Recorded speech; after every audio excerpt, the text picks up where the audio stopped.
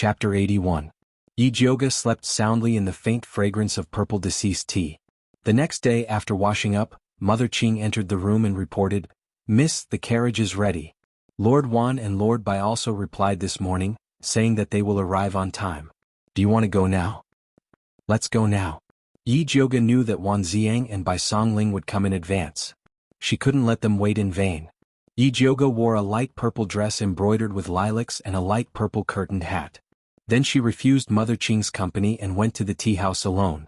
When she got off the carriage, she took off the curtained hat and successfully scared the waiter. "Miss, this is a tea house, not a clinic. You came to the wrong place. This miss is here to drink tea," Yi Jioga said domineeringly with a pighead face. "I'm sorry, all the seats in the lobby have been booked. I'm afraid there are no extra seats." The waiter politely refused. Because Yi Jioga's face was too scary sitting in the lobby, no one dared to come in to drink tea and chat. "It's okay, this miss has booked a private room on Snow Mountain. Lead the way." Although Yi Jioga wanted to show off her pighead face, she was a little impatient after being stared at by the people in the restaurant for a long time. "The private room on Snow Mountain is booked by Yi family. Are you Miss Yi?" The waiter took a deep breath and almost blurted out, "Who hit you?" Fortunately, he still remembered his identity and swallowed the words back into his stomach. "Nonsense, can't you recognize me after seeing the black scars on my face?" Although the waiter didn't know how to read the situation, he still indirectly helped her achieve the effect she wanted. "I have eyes but fail to recognize Mount Tai. Please forgive me, Miss Yi. This way, please." The waiter finally knew how to read the situation. When Yi Jioga went to the second floor with the waiter, she could still hear all kinds of discussions behind her. "How did Miss Yi get beaten like this?" "Who knows? By the way, I heard that she went to the palace to see the Empress yesterday. Could it be?" The meaning was self-evident. "It's hard to say. Everyone knows that the Empress and the Crown Prince don't like her. It's not just the Empress and the Crown Prince. I heard that even her father, Master Yi, has a bad opinion of this daughter. Sigh, this motherless child has such a tough life."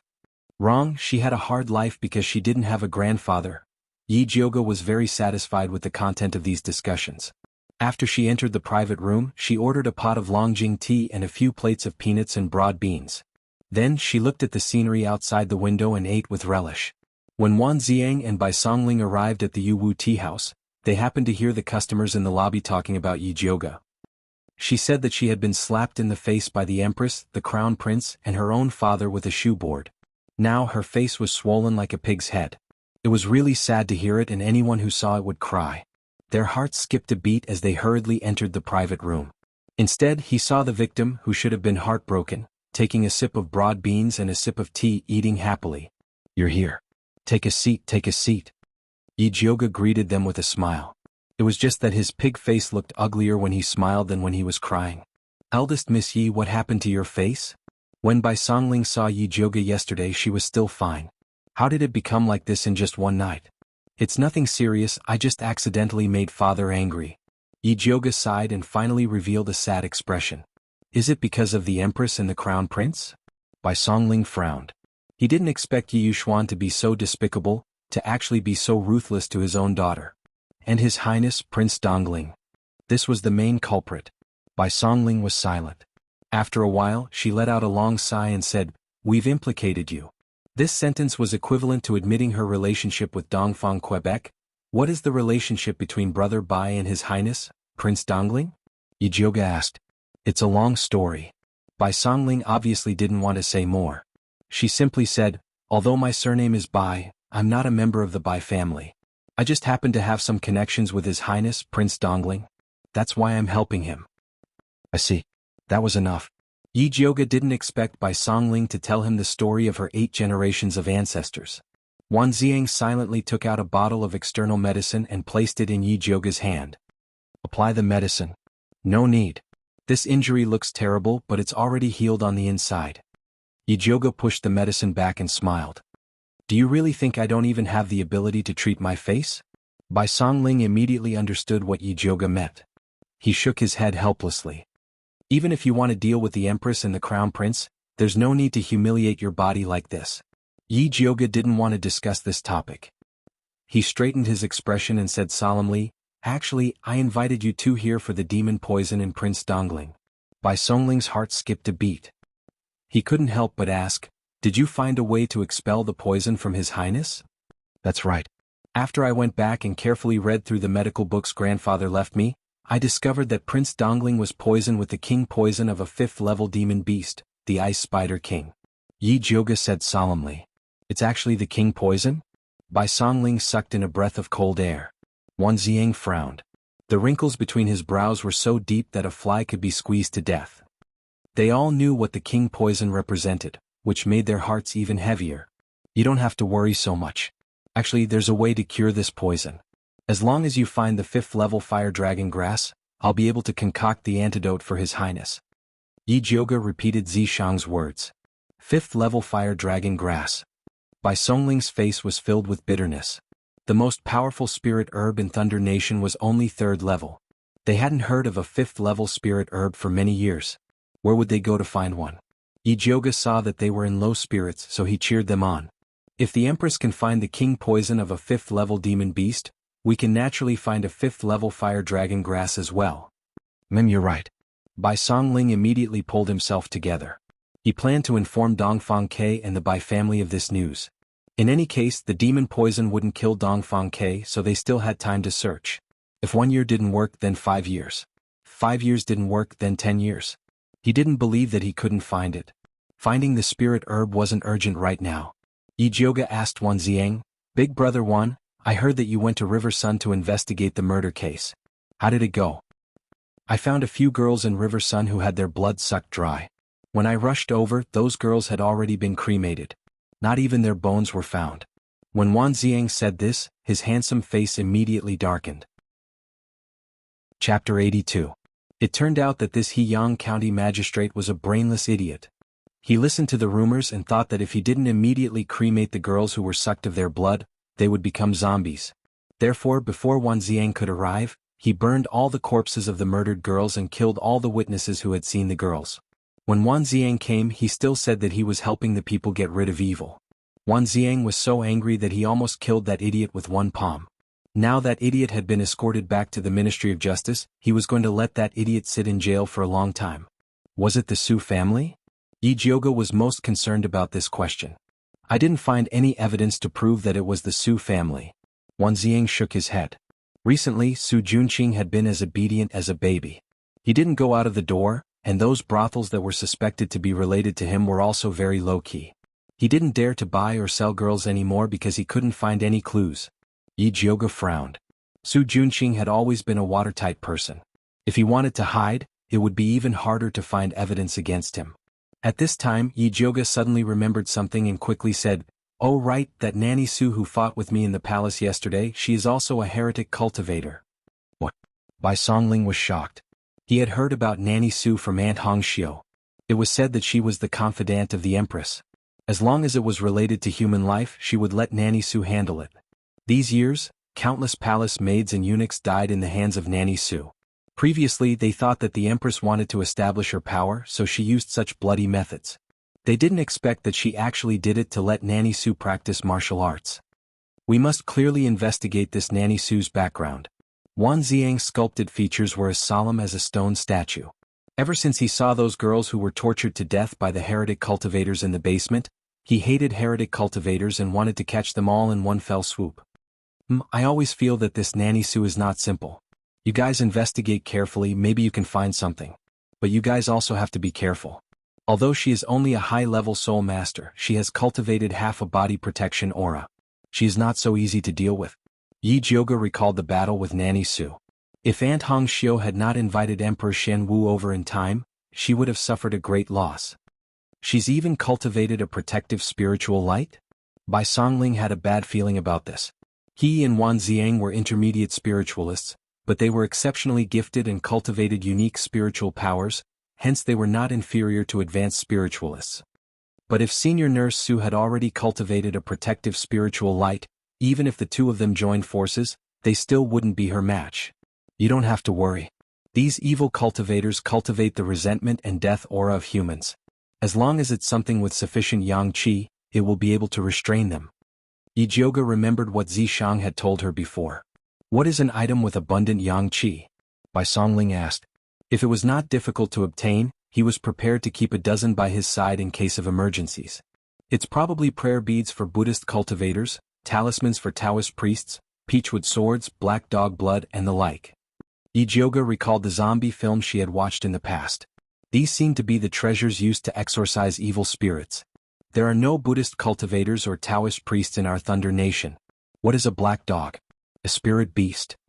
Bai Songling asked in confusion. There were temples and monks in the Thunder Nation, but they were not cultivators. This was because to become a Buddhist cultivator, one must go to the Heaven's End mountain in the west to be enlightened by a Buddhist cultivator. After becoming a Buddhist cultivator, one would have to deliver all living beings from suffering. The cultivation process was extremely arduous and could not be achieved by sitting in a temple and chanting scriptures. The Taoist priests gathered at the Green Cloud Mountain in the east, which was thousands of miles away from the Thunder Nation. As for the black dog, there were no such spirit beasts in the Thunder Nation. They could only be found at the 10,000 Beast Mountain. Yijioga thought that spiritual power was the most important thing on this continent. She did not expect so many forces to occupy this continent. Indeed, the world was big and full of strange things. She had only seen the tip of the iceberg. Oh yes, we do have peach wood, but I don't know how to make it into a sword, Wan Ziang said. They could not just chop off the peach branches from the trees and use them, right? Wouldn't the evil cultivators be too weak? I've only heard about it. I'm not too sure how to do it. Yijioga regretted that she had only focused on the mission in the past and had never learned about exorcism. Idiot. Zishang could not stand it anymore and took the initiative to say, the two of them are full of yang qi, so they don't need to look for black dog blood. When they encounter the evil cultivators, they just need to bite the tip of their tongues and spit out their spirit blood to defeat them. Especially Wan Ziang, his spirit root was the most powerful fire spirit root, the thunderbolt fire, which had a natural suppressive effect on evil cultivators. However, his cultivation level was not high enough, which was why he was suppressed by the evil cultivators. When he was successful in his cultivation, he would be able to burn all the filthy things with the thunderbolt fire. Yijioga hurriedly conveyed Zishang's words to them. Thank you, Lady Yi, for telling us. Bai Songling and Wan Ziang were not afraid of the evil cultivators, but they were uneasy about the unknown. Now that they knew that they could restrain them, they felt a little more confident. It's getting late. Let's stop here today. If there's any news in the future, let's contact each other. Yijioga said.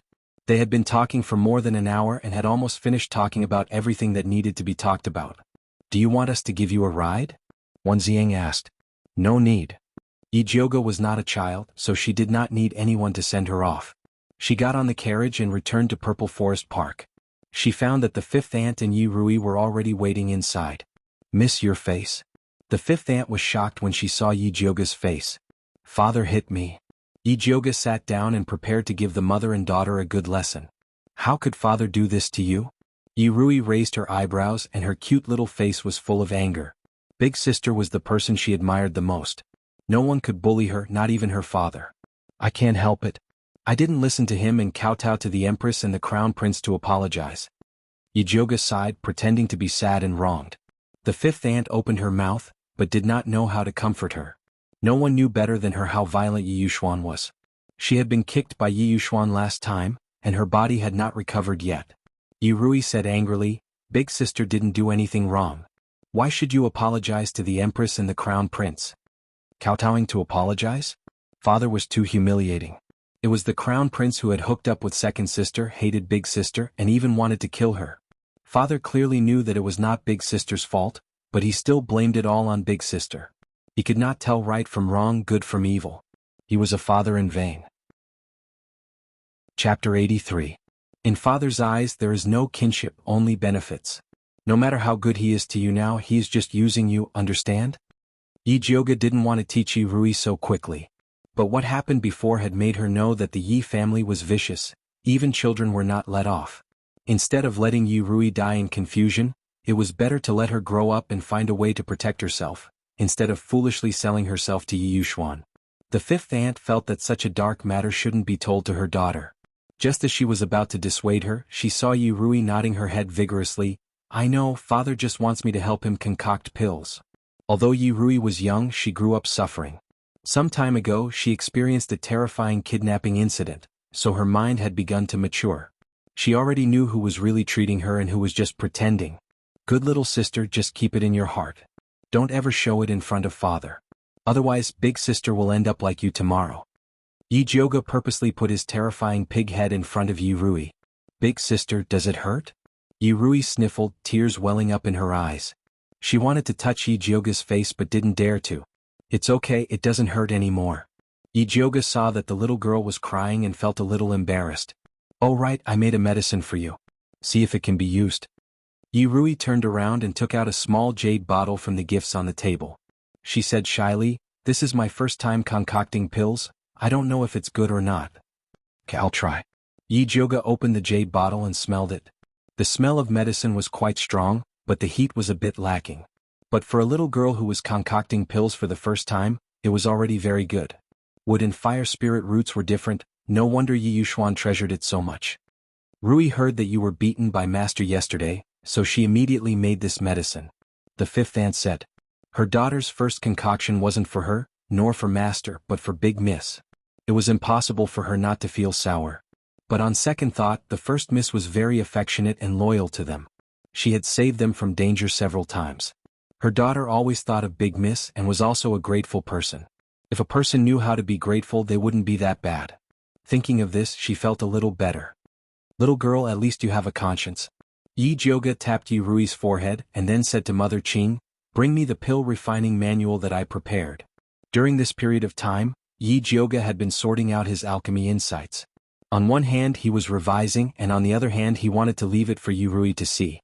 Although Yi Yuxuan gave her a lot of alchemy books, the contents were too obscure. It was too difficult for a 7-year-old girl. She had purposely written it in plain Mandarin so that Yi Rui could compare with it. She believed that Yi Rui would improve a lot. Thank you, big sister. Yi Rui took the handwritten notes and couldn't wait to read them. After reading a few lines, he was immediately captivated. Today was her first time concocting medicine, so she encountered many problems. After looking through the pill book her father had given her, she still didn't understand much. Now that he saw the letter from Big Sister, he immediately came to a realization. It was as if he had been enlightened. She even had a feeling that Big Sister was even more powerful than her father. Alright, go back and read it again. Don't disturb eldest young mistress's rest, fifth mistress advised softly. This daughter of hers would become obsessed with alchemy books and would not listen no matter what she said. Oh. Yi Rui's eyes were still glued to the book. Without raising her head, she said to Yi Jioga, big sister, then rest well. Little sister will come and see you again when I'm free. When you go back, you are not allowed to waste your time reading. Otherwise, I will confiscate all of these handwritten notes. Yi Jioga took the book from her hand and threatened. I understand. Big sister, please return the book to me. Yi Rui said pitifully. She originally wanted to stay up late to finish reading Big Sister's handwritten notes. But after hearing these words, she didn't dare to do so. Eldest young mistress, you have helped this concubine greatly, fifth mistress said gratefully. Rui, this girl was getting more and more disobedient as she grew older. Only Yi Jioga was able to control her. Go back and read well. If there's anything you don't understand, come and ask me. Yi Jioga rubbed Yi Rui's head and asked Mother Qing to send them out. In the next few days, Yi Jioga used the excuse of recuperating to close the door and refused to meet anyone. When Yi Yuxuan heard the rumors outside, he came to find her. He was also blocked outside and was so angry that he almost tore down Purple Forest Park. But he was still almost there. Right now, the rumors outside were in chaos. They all said that he sold his daughter to gain the favor of the Empress and the Crown Prince. Many of his alchemy colleagues were secretly laughing at him. Now, he didn't dare to make a move against Yi Jioga. Unfortunately, the Crown Prince urged him every day.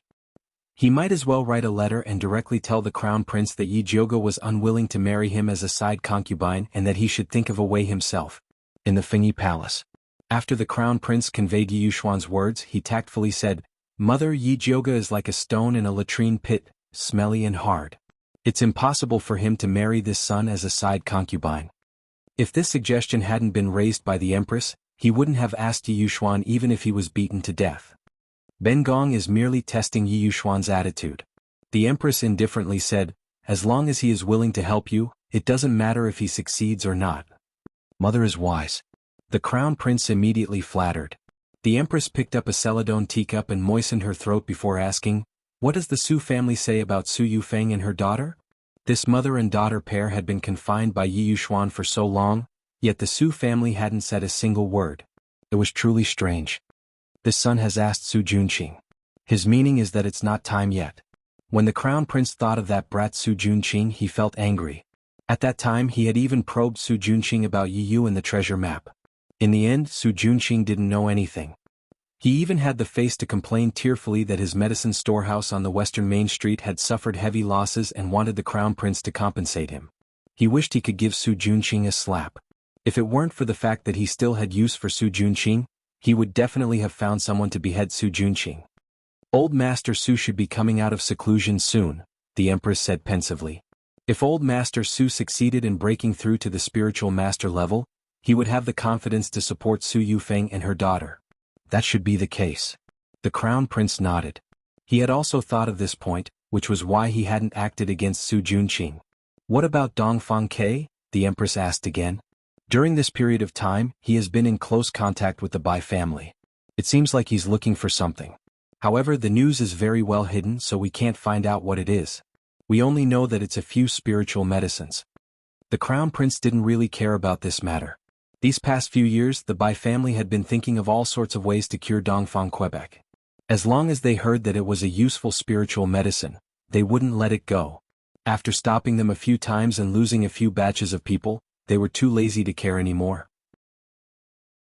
Chapter 84. Yes.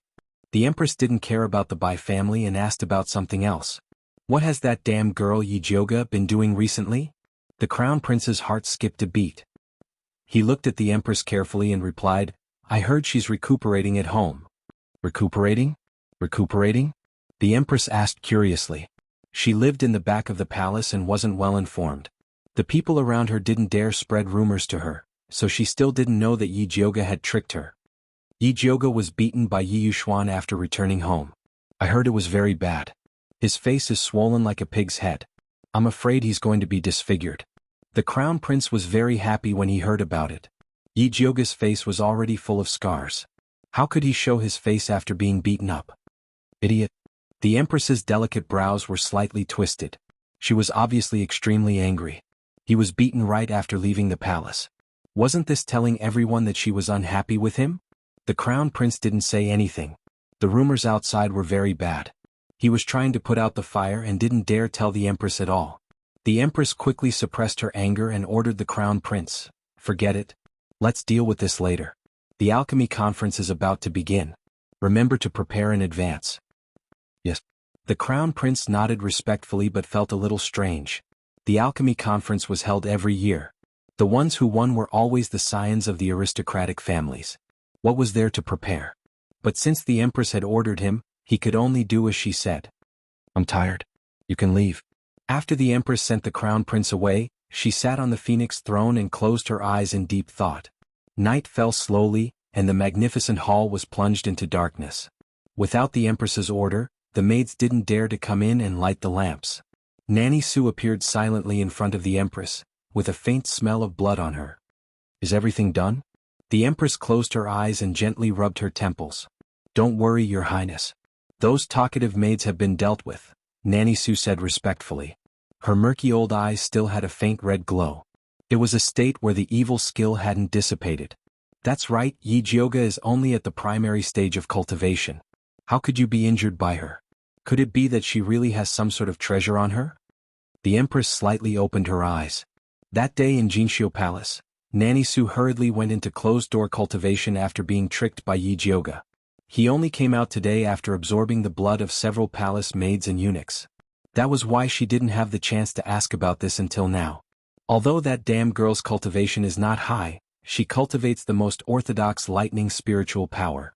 She is also sinister and cunning and is good at using poison. This old servant was not paying attention and fell into her trap. Nanny Su said bitterly, but that wicked girl has no ability. If the Emperor hadn't suddenly appeared, I was confident that I could have killed her on the spot. So, that damn girl doesn't have any treasures on her? The Empress asked. I really didn't find any treasure on her, Nanny Su replied honestly.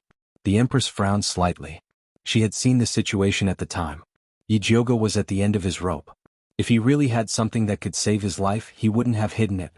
Maybe that damn girl was just lucky. Oh right, Your Highness, my senior sent a message saying that he has already left Riveryang County and will probably arrive in Shangjing a few days before the alchemy conference. Nanny Su mentioned another matter. Got it? I will get the crown prince to receive him. Oh right, tell him to restrain himself and don't cause any trouble, the empress warned. She had helped them clean up enough messes over the years. Yes, this old servant will try to pass on your message. Nanny Su bowed. That senior of hers was not someone to be trifled with. He would probably treat her words as farts. Forget it, she was only responsible for passing on the message. The rest was up to him. If there's nothing else, you can leave. The empress waved her hand. Yes. Nanny Su slowly retreated and disappeared into the darkness. At this moment, Yi Jioga was frowning. She sat in front of the dressing mirror and looked at the scars on her face with deep hatred. As the bruises on her face gradually disappeared, the black scars also fell off. She could already see a small patch of white and delicate skin near her forehead.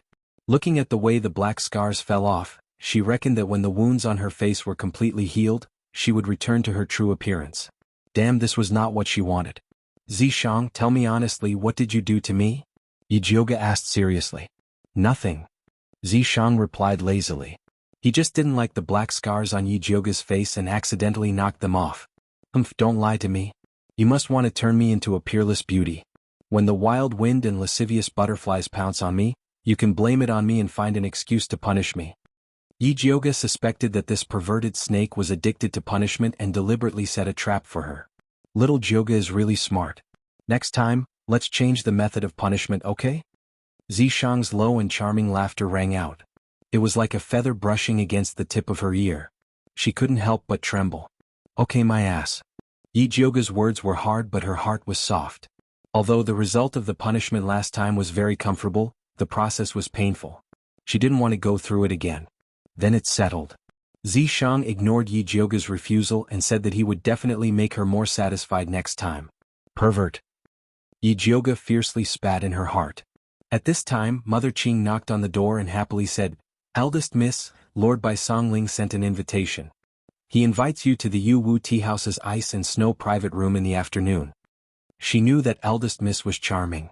That bastard crown prince must be blind to not see Eldest Miss's good side. Got it? Yi Jioga picked up the charcoal pen on the table and painted the exposed white skin on her forehead. Only then did she change her clothes and wear a curtain hat. This time she didn't take off the curtain hat. The waiter who received her probably already received the order and quickly brought her to the ice and snow private room. Other than Bai Songling, Dongfang Ke was also sitting inside. He sat in a wheelchair and wore a light green brocade robe embroidered with bamboo leaves.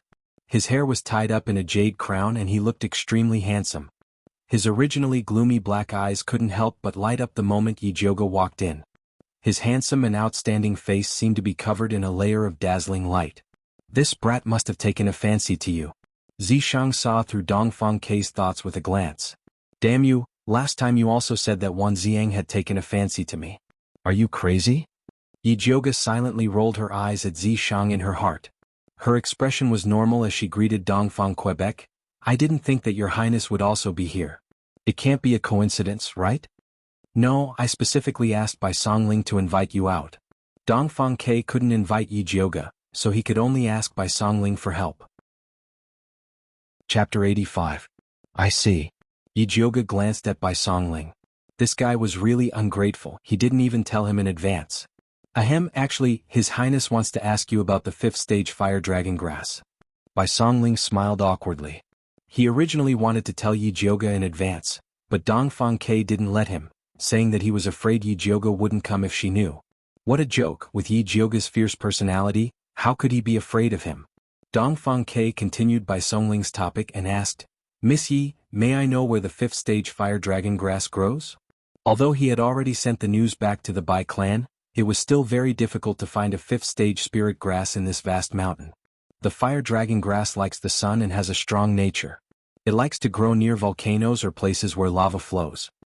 Yi Jioga had painstakingly gotten this information from Zishang. Volcanoes? Lava?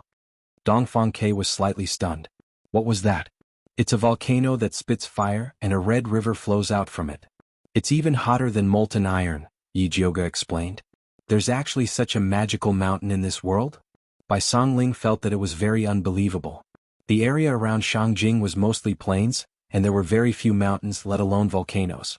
Dongfang Ke muttered to himself for a moment before saying, I've read a passage in a travel book before. It says that to the south of the river, thousands of miles away, there is a volcano that can spew out a red river.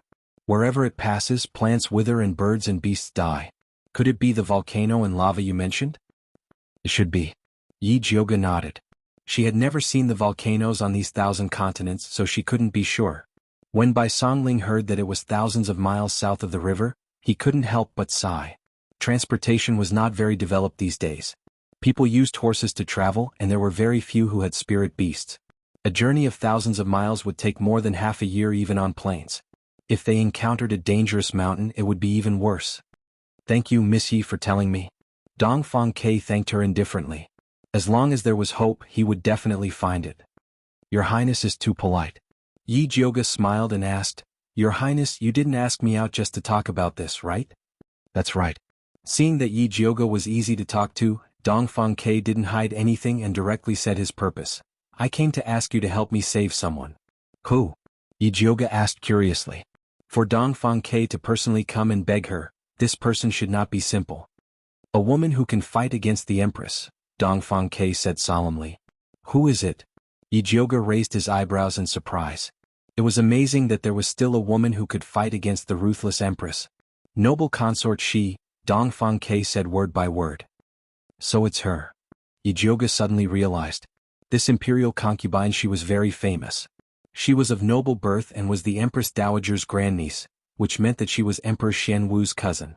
It was said that not only was she unparalleled in beauty, but she was also considerate, gentle, and very considerate. At that time, the Empress Dowager originally wanted to make imperial concubine she the legal concubine of Emperor Xianwu, who had not yet ascended the throne. Afterwards, imperial concubine she took the initiative to become a concubine and gave the position of legal concubine to the current Empress Shui. Emperor Xianwu successfully ascended the throne with the support of the Shui family. After Bai Linglong entered the palace, imperial concubine she also took good care of her. When Emperor Xianwu proposed Bai Linglong to be the imperial concubine, Bai Linglong refused, saying that imperial concubine she was more qualified than her. Afterwards, it was imperial concubine she who personally persuaded Bai Linglong to be the imperial concubine, and imperial concubine she was promoted to imperial concubine. The two of them were like sisters and served Emperor Xianwu together. This became a story that spread. Afterwards, Bai Linglong died of illness and imperial concubine she also fell ill. After that, there was no news of her. Some people said that she went to the imperial temple to accompany the ancient Buddha. Imperial concubine she and my imperial mother were like sisters. Not long after my imperial mother passed away, she contracted a strange disease. Her face was full of tumors and even the spirit doctors couldn't cure it. She went to the imperial temple to help guard the ancestors' graves. If you can cure her strange disease, she can return to the palace, Dong Fangke said. He wasn't sure if his imperial mother was the woman his father loved the most, but he was sure that imperial concubine she was the woman his father respected the most. Okay, I'll cure it, Yi Jiuge said without hesitation. As long as she could cause trouble for the Empress, she was willing to pay for it, let alone cure someone. Imperial concubine she is in my residence now, she can see you anytime. The first thing Dong Fangke did after coming out of the palace was to send a letter to the imperial temple to ask imperial concubine she to come out. Imperial concubine she originally refused, but after hearing that Yi Jiuge had received the true teachings of Yunwei Si and could even cure the demon poison in her body, she agreed to give it a try. Then let's go now, Yi Jiuge said impatiently. The sooner imperial concubine she's illness was cured, the sooner they could stab the Empress. Not many people know that imperial concubine she has entered the capital. In order to prevent the news from spreading, I'll have to trouble eldest Miss Yi to follow me through the secret passage, Dong Fangke said cautiously. Sure, Yi Jiuge nodded. She originally thought that the secret passage was outside, but she didn't expect that Bai Songling would take down a painting of admiring plum blossoms from the wall of the private room and forcefully push down a floor tile, revealing a passage. This Yuwu tea house is His Highness property, Bai Songling explained. So that's how it is. Yi Jiuge discovered that Dong Fangke was really a maniac for secret passages. It was fine that the splendid palace had a secret passage, but he didn't even let go of a tea house. Just how many more secrets did he have? Eldest Miss Yi, please? Bai Songling called out, then pushed Dong Fangke's wheelchair into the secret passage. Yi Jiuge followed behind them, and after walking for about the time it took for 2 incense sticks to burn, they finally arrived at a residence behind the Wang residence. Following this, Yi Jioga changed into the cloak that Dongfang Ke had prepared, and followed them into the Wang residence through the back door. Following the long corridor, they arrived in front of a remote courtyard. The doors and windows of this courtyard were tightly shut, the flowers and trees in the courtyard were withered, and there wasn't a single person in sight. It was hard to imagine that someone like Imperial Concubine Shi would live in such a place. Nanny Zhou, I'll have to trouble you to help this prince pass a message. Just say that this prince has already brought young Lady Yi. Dongfang Ke called out softly from the door. It could be seen that he was very respectful towards this noble consort Shi. The door creaked open. A short and fat, amiable-looking Momo bowed towards Dongfang Ke and said softly, "This servant greets your highness." The empress said to let eldest Miss Yi enter by herself. "All right." Dongfang Ke looked apologetically towards Yi Jioga and said softly, "Ever since Imperial Concubine Shi fell ill, she hasn't been very willing to see people." And Yi Jioga could understand that no matter which peerless beauty it was after becoming ugly, she wouldn't want others to see her. Chapter 86. Miss Yi, please. Nanny Zhou bowed to Yi Jioga and turned to go in. Yi Jioga followed her into the room. The room wasn't big, but the furnishings inside were extremely exquisite. The furniture was all made of good mahogany. Although there were palace lanterns hanging in the four corners of the room, the light was still very dim. There was a peony incense burner in the corner and smoke curled up. There was also a bit of rotten smell in the incense. If one didn't smell it carefully, they wouldn't be able to smell it. Nanny Zhou brought Yi Jioga to the bead curtain at the door of the inner room. The bead curtain was all made of thumb-sized southern beads. Under the light, it shone with a warm light. It could be said to be extremely luxurious. It could be seen that this imperial concubine She was a person who lived an exquisite life. It was probably related to her noble voice. Nanny Zhou didn't immediately bring Yi Jioga in. Instead, she bowed outside the bead curtain and said, "Imperial concubine Miss Yi is here. And you may leave." A clear and elegant voice came from inside. "Yes." Nanny Zhou bowed and went out quietly. Yi Jioga stood in front of the bead curtain.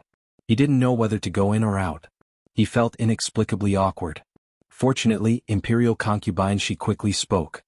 "Miss Yi, I heard that you used to be a famous waste in Shangjing.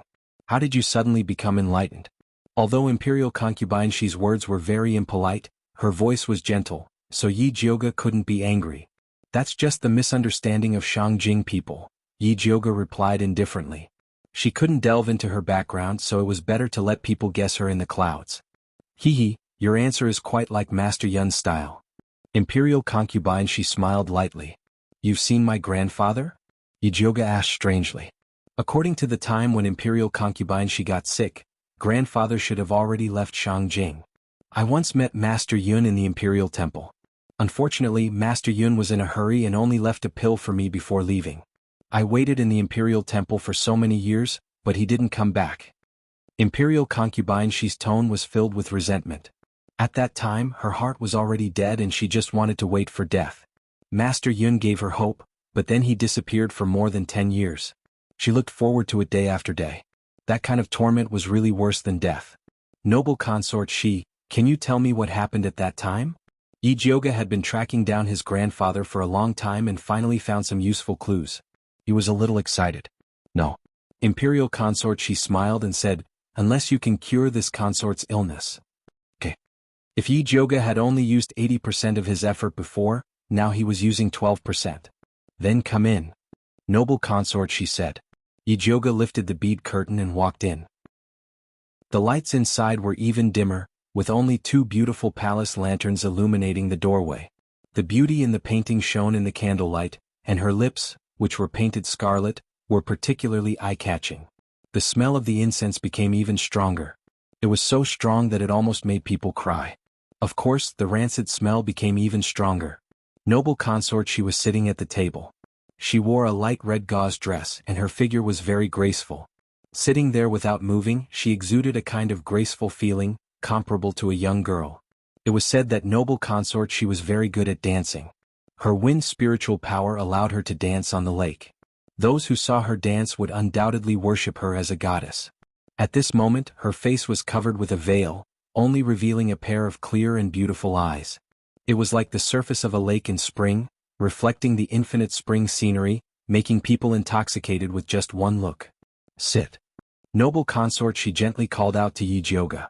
Yi Jioga sat in front of her, and the rancid smell hidden in the incense became even stronger. It was obvious that it came from noble consort Shi. Yi Jioga's expression didn't change as he said to noble consort Shi, "Lady, can you please stretch out your hand and let me take your pulse?" "Sure." Noble consort Shi placed her hand on the table. Her exposed wrist was as white jade, tender and smooth to the touch. It was even more well-maintained than a young girl's hand. Yi Jioga calmed down and helped her take her pulse. He saw that her pulse was heavy, only beating once after a long time, as if it was being suppressed by something. This kind of pulse was only the pulse of an old person whose internal organs were starting to deteriorate. It could be said that it was no different from a dead person. The other hand. Yi Jioga gave noble consort Shi another hand to take her pulse. Unexpectedly, the pulse of this hand was fast and thin, like the sound of horse hooves. Two hands, completely different pulse. This was simply unheard of. "Did Miss Yi see anything?" Noble consort Shi asked indifferently. There wasn't a trace of expectation in her tone, and it was obvious that she didn't trust her very much. "Lady, can you let me see your face with the early summer veil?" Yi Jioga said. She already had a guess in her heart, but she still needed to verify it. "No." Imperial concubine, she refused indifferently, "Unless you can tell me what illness I have, you can go out directly." "Lady Shi, you're poisoned," Yi Jioga said without hesitation. "Impossible." Noble consort She shook her head and put away her hand. She said coldly, "I also thought that I was poisoned before, but after visiting all the spirit doctors in the world and eating countless antidotes, they all said that I had a strange disease, not poison. That's because they couldn't find the cause of the poisoning," Yi Jioga said with certainty. "Hee hee." Noble consort She couldn't help but laugh, then said in a sarcastic tone, "These spirit doctors included your grandfather. He all said that I wasn't poisoned. Are you going to refute your grandfather's words?" This was a bit awkward. Yi Jioga had always claimed that he had received his grandfather's medical skills. Now that he was overturning his grandfather's words, wasn't that slapping his own mouth? She thought for a moment and then said, "My grandfather's medical skills are better than mine, so he must have his reasons for his diagnosis. I can't see him now, so I don't know what he is basing his diagnosis on, but from my perspective you are poisoned." Noble consort She was silent for a moment, then chuckled and said, "Actually, your grandfather didn't even have time to take my pulse before he left in a hurry." Yi Jioga was really curious about the scene at that time, but seeing noble consort She's attitude, it was impossible for her to tell him. He could only helplessly say, "Lady, the most important thing to cure a disease is to be sure of the true condition. If I wasn't firm enough, wouldn't I be delaying your illness? If you weren't firm enough, you wouldn't be worthy of being Grandmaster Yun's granddaughter, much less treating me." Noble consort She said. That was just a test she gave Yi Jioga. She had experienced too many disappointments over the years, and she didn't want to be disappointed again. Chapter 87. "Then can I look at your face now?" Yi Jioga wasn't angry. She knew that people who had been sick for a long time would have strange temperaments. Imperial consort She was actually very cultured. "Yes, but let me remind you, it's best if you show an expression that you shouldn't. My temper isn't good, so I might get angry." Imperial consort She said gently. "Yes." Yi Jioga had seen all kinds of storms, so Imperial consort She's words didn't scare her. Imperial consort She raised her jade-like right hand and slowly took off the left button of her veil. As the veil moved, the left side of her face was gradually revealed. Her skin was as smooth as jade, without a single wrinkle. She was beautiful and noble, like an inviolable fairy. Yi Jioga's gaze followed the movement of Imperial consort She's veil. When she saw the right side of her face, even though she was mentally prepared, she still couldn't help but tremble. A disgusting feeling welled up in her heart, but she forcefully suppressed it. Imperial consort She's right face was filled with small yellow lumps. It was filled with pustules, and many of the lumps had already burst, flowing out yellowish-white pus with traces of blood. Some of the skin had even festered into pits, emitting a very strong stench, like a corpse rotting in a smelly ditch. It could be said that the more beautiful Imperial consort She's left face was, the more disgusting her right face was. The strong contrast and conflict between the two made one unable to look directly at it. Yi Jioga quickly calmed herself down and opened her spiritual eye to carefully examine Imperial consort She's face. In the range of his spiritual eye, he saw that there was green spirit energy flowing under the left side of Imperial consort She's face, but the meridians on the right side of her face were all blocked by black particles. Not to mention spirit energy, even blood couldn't flow.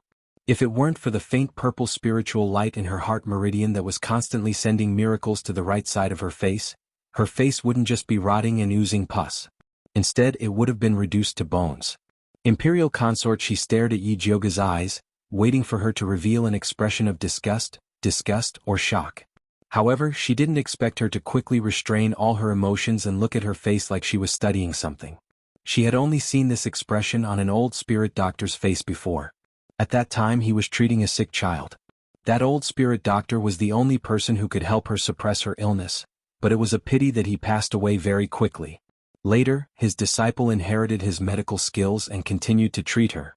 Although his disciple's medical skills weren't great, it was still passable. Yi Jyoga was so young, yet he had the essence of that old spirit doctor. Noble consort, she was very surprised.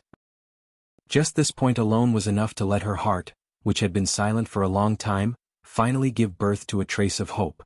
Empress, may I ask what kind of pills did you consume previously? Yi Jyoga finally confirmed the cause of her illness. He closed his spiritual eye and inquired carefully. Her current cultivation level was not high enough, and opening her spirit essence for a long period of time would harm her. You've been taking pills to promote blood circulation and remove blood stasis. Your face is also covered with that kind of ointment. Which old spirit doctor had prescribed these for her? Although it couldn't cure her, it greatly alleviated her pain. Otherwise, she wouldn't have been able to endure it for so many years. Can you show me the ointment? Yi Jyoga said. Sure. Noble consort, she stood up and took out an exquisite white porcelain bottle from the cabinet and placed it in front of Yi Jyoga. Yi Jyoga opened the bottle and saw that it was filled with a dark green ointment that emitted a faint smell of grass. She sniffed it carefully, then used her hand to pick it up and tested it. Finally, she said with certainty, this ointment is the thing that caused your illness to worsen. What? Noble consort, she thought that she had heard wrongly.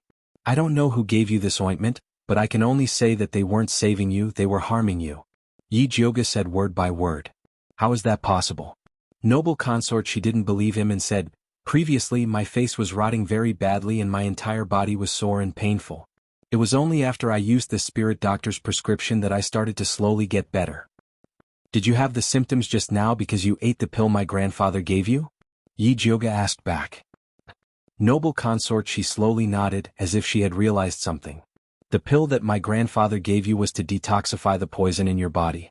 If you had waited for your rotten flesh to fall off and then considered finding a reliable spirit doctor to detoxify the remaining poison in your body, you would have slowly gotten better.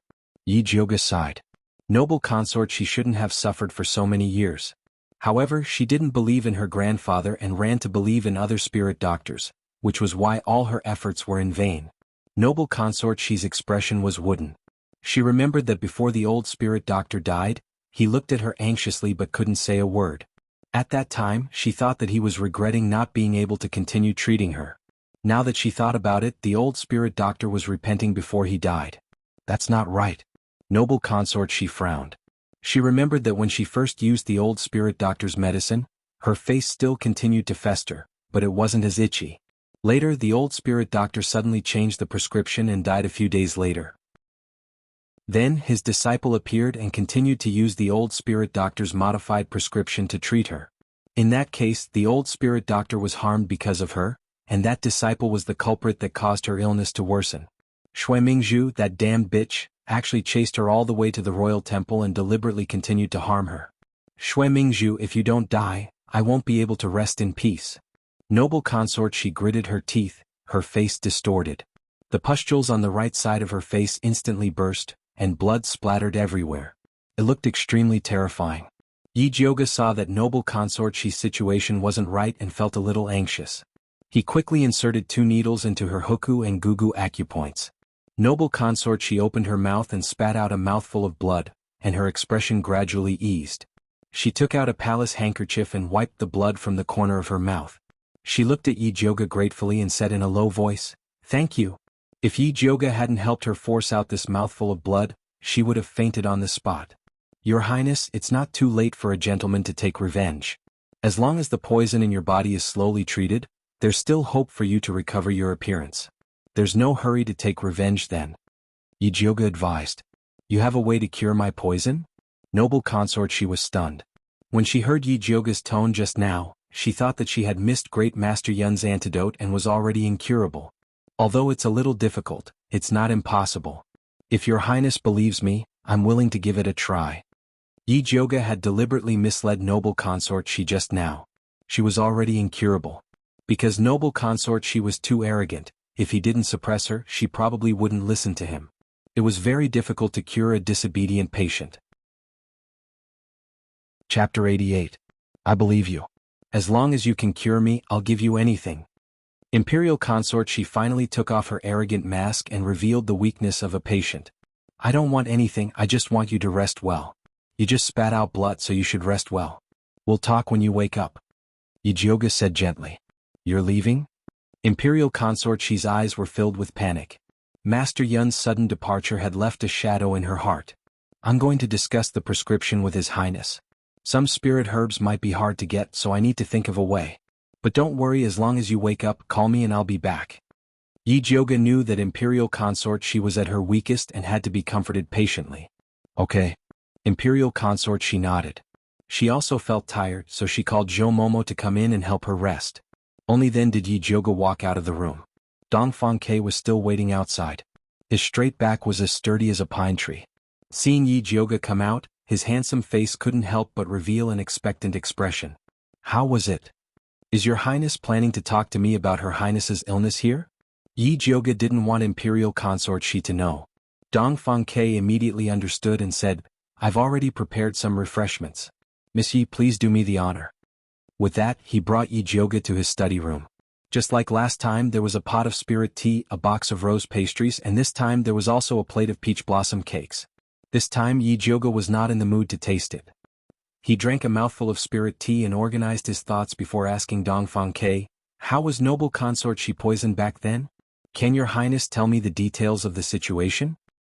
Poisoned? Do you think Imperial consort she got poisoned and not sick? Dong Fangke was startled. Then he revealed an expression of I knew it, and said in a low voice, I knew it. Since you knew, why didn't you get the spirit doctors to check? Yi Jioge asked curiously. I did. She ate all sorts of detoxification pills. Father even got 1,000 mountain snow lotus for her to eat, but it didn't have any effect. Afterwards, those spirit doctors all said that her highness was sick. When Dong Fangke said this, a trace of viciousness flashed across his handsome face. It's all because of those damned quacks that delayed her highness's illness.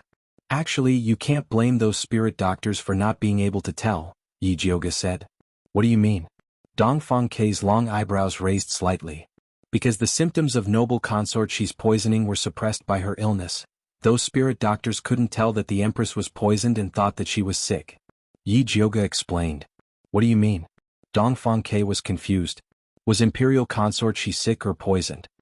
First, tell me how her ladyship was poisoned. Yi Jioge changed the topic again. Because her guess was a little unpleasant, she couldn't say it out loud. Zhou Mama has always been serving by the empress side. I'll ask her to come and talk to you. Dong Fangke called Lei Ping over and told him to invite Zhou Mama. Before long, Nanny Zhou came over. Nurse Zhou, eldest Miss Yi wants to ask you about the circumstances of the empress's illness. Tell her in detail. Dong Fangke instructed. Yes. Zhou Mama nodded. Only then did she start to recall the circumstances of Imperial consort she's illness. At that time, the Imperial consort had just passed away.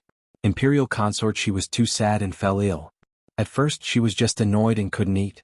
Later on, it gradually developed into a tumor on her face. The tumor grew like wild grass and covered half of her face and body in an instant. Emperor Xianwu was shocked and immediately invited a spirit doctor to treat her. At that time the empress ate a lot of medicine and her illness kept recurring. She vomited and had diarrhea. In the end she even bled. The empress's heart was like dead ashes. She was afraid that if she dragged it on, Emperor Xianwu would hate her, so she decided to go to the imperial temple to guard her grandmother's grave. After Yi Jioge heard this, she was silent for a moment before asking, before Imperial consort she fell ill, was the Kuei water normal? Her ladyship's body has been delicate since she was young. The Kuei water has always been abnormal. Sometimes it would come early, sometimes it would come later. She wouldn't even come once in a few months. Zhou Mama carefully said. Why didn't you invite a spirit doctor to treat the empress? Yi Jioge asked curiously. The Kuei water was so chaotic that it was very harmful to women. It could even affect their children. Imperial consort, she was of noble birth. Inviting a spirit doctor to treat her should be a very simple matter. We did. Her ladyship ate it for a few days and then refused. Jo Mama said helplessly. Imperial consort, she loved beauty since she was young. She also liked to practice dancing. In order to maintain a light body, she strictly controlled her diet. Thus, the Kuei water had always been abnormal. Those spirit doctors' prescriptions were all to increase her appetite. Of course, she wasn't willing. It wasn't until Bai Linglong gave birth to the smart and cute Dongfang Ke that she had the thought of having a child. Only then did she start to treat her body. Unfortunately, before she could get pregnant, she was killed by the Empress. So that's how it is. Yi Jioga nodded. This verified her guess. Dongfang Ke heard them talking about the Kuei water as if there was no one else around and felt inexplicably awkward. Seeing that Yi Jioga was silent, he asked, "Big Miss Yi, you still haven't told me what illness Imperial consort she had and what poison she was poisoned with." Yi Jioga came back to her senses. After thinking it over, she said, "If I'm not wrong, Imperial consort she's illness was because she didn't take care of herself after her miscarriage. That's why there was blood clot in the palace and suppressed the symptoms of her poisoning. That's why those spirit doctors didn't notice that she was poisoned." "What did you say?" Dongfang Ke wondered if there was something wrong with his ears. "Miscarriage? Imperial consort, she had a miscarriage. What did that mean?" "Imperial consort, she should have been pregnant before she got sick. That's why she had a bad appetite, chest tightness and nausea." Yi Jioga really didn't know what to say. A dignified imperial consort didn't even know that she was pregnant or that she had a miscarriage. She didn't know if they should say that they were careless or that the Empress was very scheming. She was actually able to lay down layers of traps before the main character noticed. "Big Miss Yi, is what you said true? Her ladyship was pregnant before?" Jo Mama looked at Yi Jioga with a pale face. "That's right." Yi Jioga nodded with certainty. "Her ladyship, my pitiful her ladyship." Jo Mama's lips trembled. She suddenly slapped herself. She couldn't help but cry out of regret. As the ladyship's personal mama, she actually didn't notice in time that her ladyship was pregnant. She deserved to die 10,000 times. "Big Miss Yi, what poison did her ladyship get?" Dongfang Ke asked seriously. Chapter 89. Noble consort, she's poison is called beauty illusion, Yi Jioga explained. This poison was very strange. Although it was a poison, it could suppress injuries. It was just that the injuries would look better on the surface, but the insides would continue to rot. What was even more strange was that this poison couldn't be used to clear heat and detoxify. The more powerful the spirit medicine, the more severe the backlash would be. The 1,000-year snow lotus that Emperor Xianwu had gotten was a fatal poison to noble consort Shi. Because this poison was too strange, the spirit doctors couldn't tell that noble consort Shi had a miscarriage or that she was poisoned. In the end, they attributed it all to a strange disease. Where did the Empress get this poison? Dongfang Ke's heart kept sliding. The spirit doctors had never heard of the king poison in his body and the spirit poison in noble consort Shi's body. How could they fight against the Empress? I'm not sure about that, but the world is big and full of strange things. You might think these poisons are strange, but they're actually very common in other places. For example, this beauty illusion poison is a poison used on noble consort Shi who had a miscarriage, but if used on ordinary women, it has the effect of retaining their beauty. That's why some noble ladies in small countries would take it regularly and detoxify it regularly, Yi Jioga said. Noble consort Shi was older than Bai Linglong and could be considered Dongfang Ke's mother's generation. No matter how she took care of herself, it couldn't stop the passage of time. The reason why she couldn't be as delicate as a young girl was because of this poison. However, using such an extreme method to take care of herself was very dangerous. If she wasn't careful, she could fall into a state of eternal damnation. Then how can this poison be detoxified? Nanny Zhou wiped her tears and asked. The child's situation couldn't be saved, so the most important thing now was to cure noble consort Shi's poison. First use medicine to drain the clotted blood in noble consort Shi's body, then force out the beauty illusion. The method sounds simple, but the process is very painful. When draining the clotted blood, the suppressed beauty illusion will rebound and all the muscles in the body will rot. When the beauty illusion is forced out, the rotten muscles will peel off. That feeling is probably no different from death by 1,000 cuts. Yi Jioga sighed. Although she could use needles to seal noble consort Shi's pain sensation, it was only temporary. This was because after the acupuncture points were sealed, it would affect the curative effect, so the pain was unavoidable. When Nurse Zhou heard Yi Jioga's description, she immediately felt a chill rising from the soles of her feet. She couldn't even say a word. Based on my observations, noble consort, she is a person with a determined personality. She should be able to endure this kind of hardship. The only problem now is whether or not to tell her about the miscarriage that Her Highness once had. Yi Jiuge looked towards Dongfang Ke and Nanny Zhou. When noble consort she heard that she had been deceived by the spirit doctor for so long, she was so angry that she vomited blood. If she knew that the child of her dreams was right in front of her, only to be lost because of her negligence and the enemy's persecution. She didn't even realize it from the beginning to the end, so he didn't know how sad she was. Dongfang Ke was silent. Nanny Zhou could not help but shed tears. She was noble consort she's wet nurse. She watched her grow up and loved her as if she was her own flesh and blood. No one knew better than her how much noble consort she wanted a child at that time. For the sake of the child, she even gave up the vegetarian diet that she had insisted on for many years to eat Chinese medicine that made her have a big appetite. Even if she gained weight, she was still ecstatic. It would have been fine if she hadn't been pregnant, but now that she had it and lost it, that feeling was the most painful. Yi Jiuge found that he couldn't count on these two at all, so he could only say, "We'll talk about this later. Nanny Zhou, you've been out for so long. You should go back and take care of Her Highness first. She wakes up, let me know." Yes. Nanny Zhou was also worried about Her Highness and hurriedly went back. When she returned to the room, she saw that Her Highness was still sleeping soundly. She finally heaved a sigh of relief, then started washing her face with water so that Her Highness wouldn't notice anything strange. In the end, she had only washed halfway when noble consort she woke up and called her from the inner room. She hurriedly wiped her face and entered the inner room. "Nanny, why are you crying?" Noble consort she and Nanny Zhou had been together for decades and knew her very well. She could tell that she was crying with one look. "No, this old servant just accidentally blinded her eyes. This person is old and it's easy to cry." Nanny Zhou smiled. "You don't need to lie to me. Did Miss Yi tell you something? Is it difficult to cure my poison?" Noble consort she stared at Nanny Zhou's face closely. She felt uneasy in her sleep just now, worried that everything just now was a dream. Yi Jiuge was just perfunctory with her. When she woke up, it was all gone. "No, Miss Yi said that she has a way to cure it. She even gave you a prescription. If you don't believe me, you can ask her later." Nanny Zhou quickly comforted noble consort she. "Then why are you still like this?" Noble consort she didn't believe it. Over the years, people around her always told some white lies in order to comfort her. She also knew that they were doing it for her own good. But now she didn't need those lies. She wanted the truth. No matter how cruel it was better than being kept in the dark.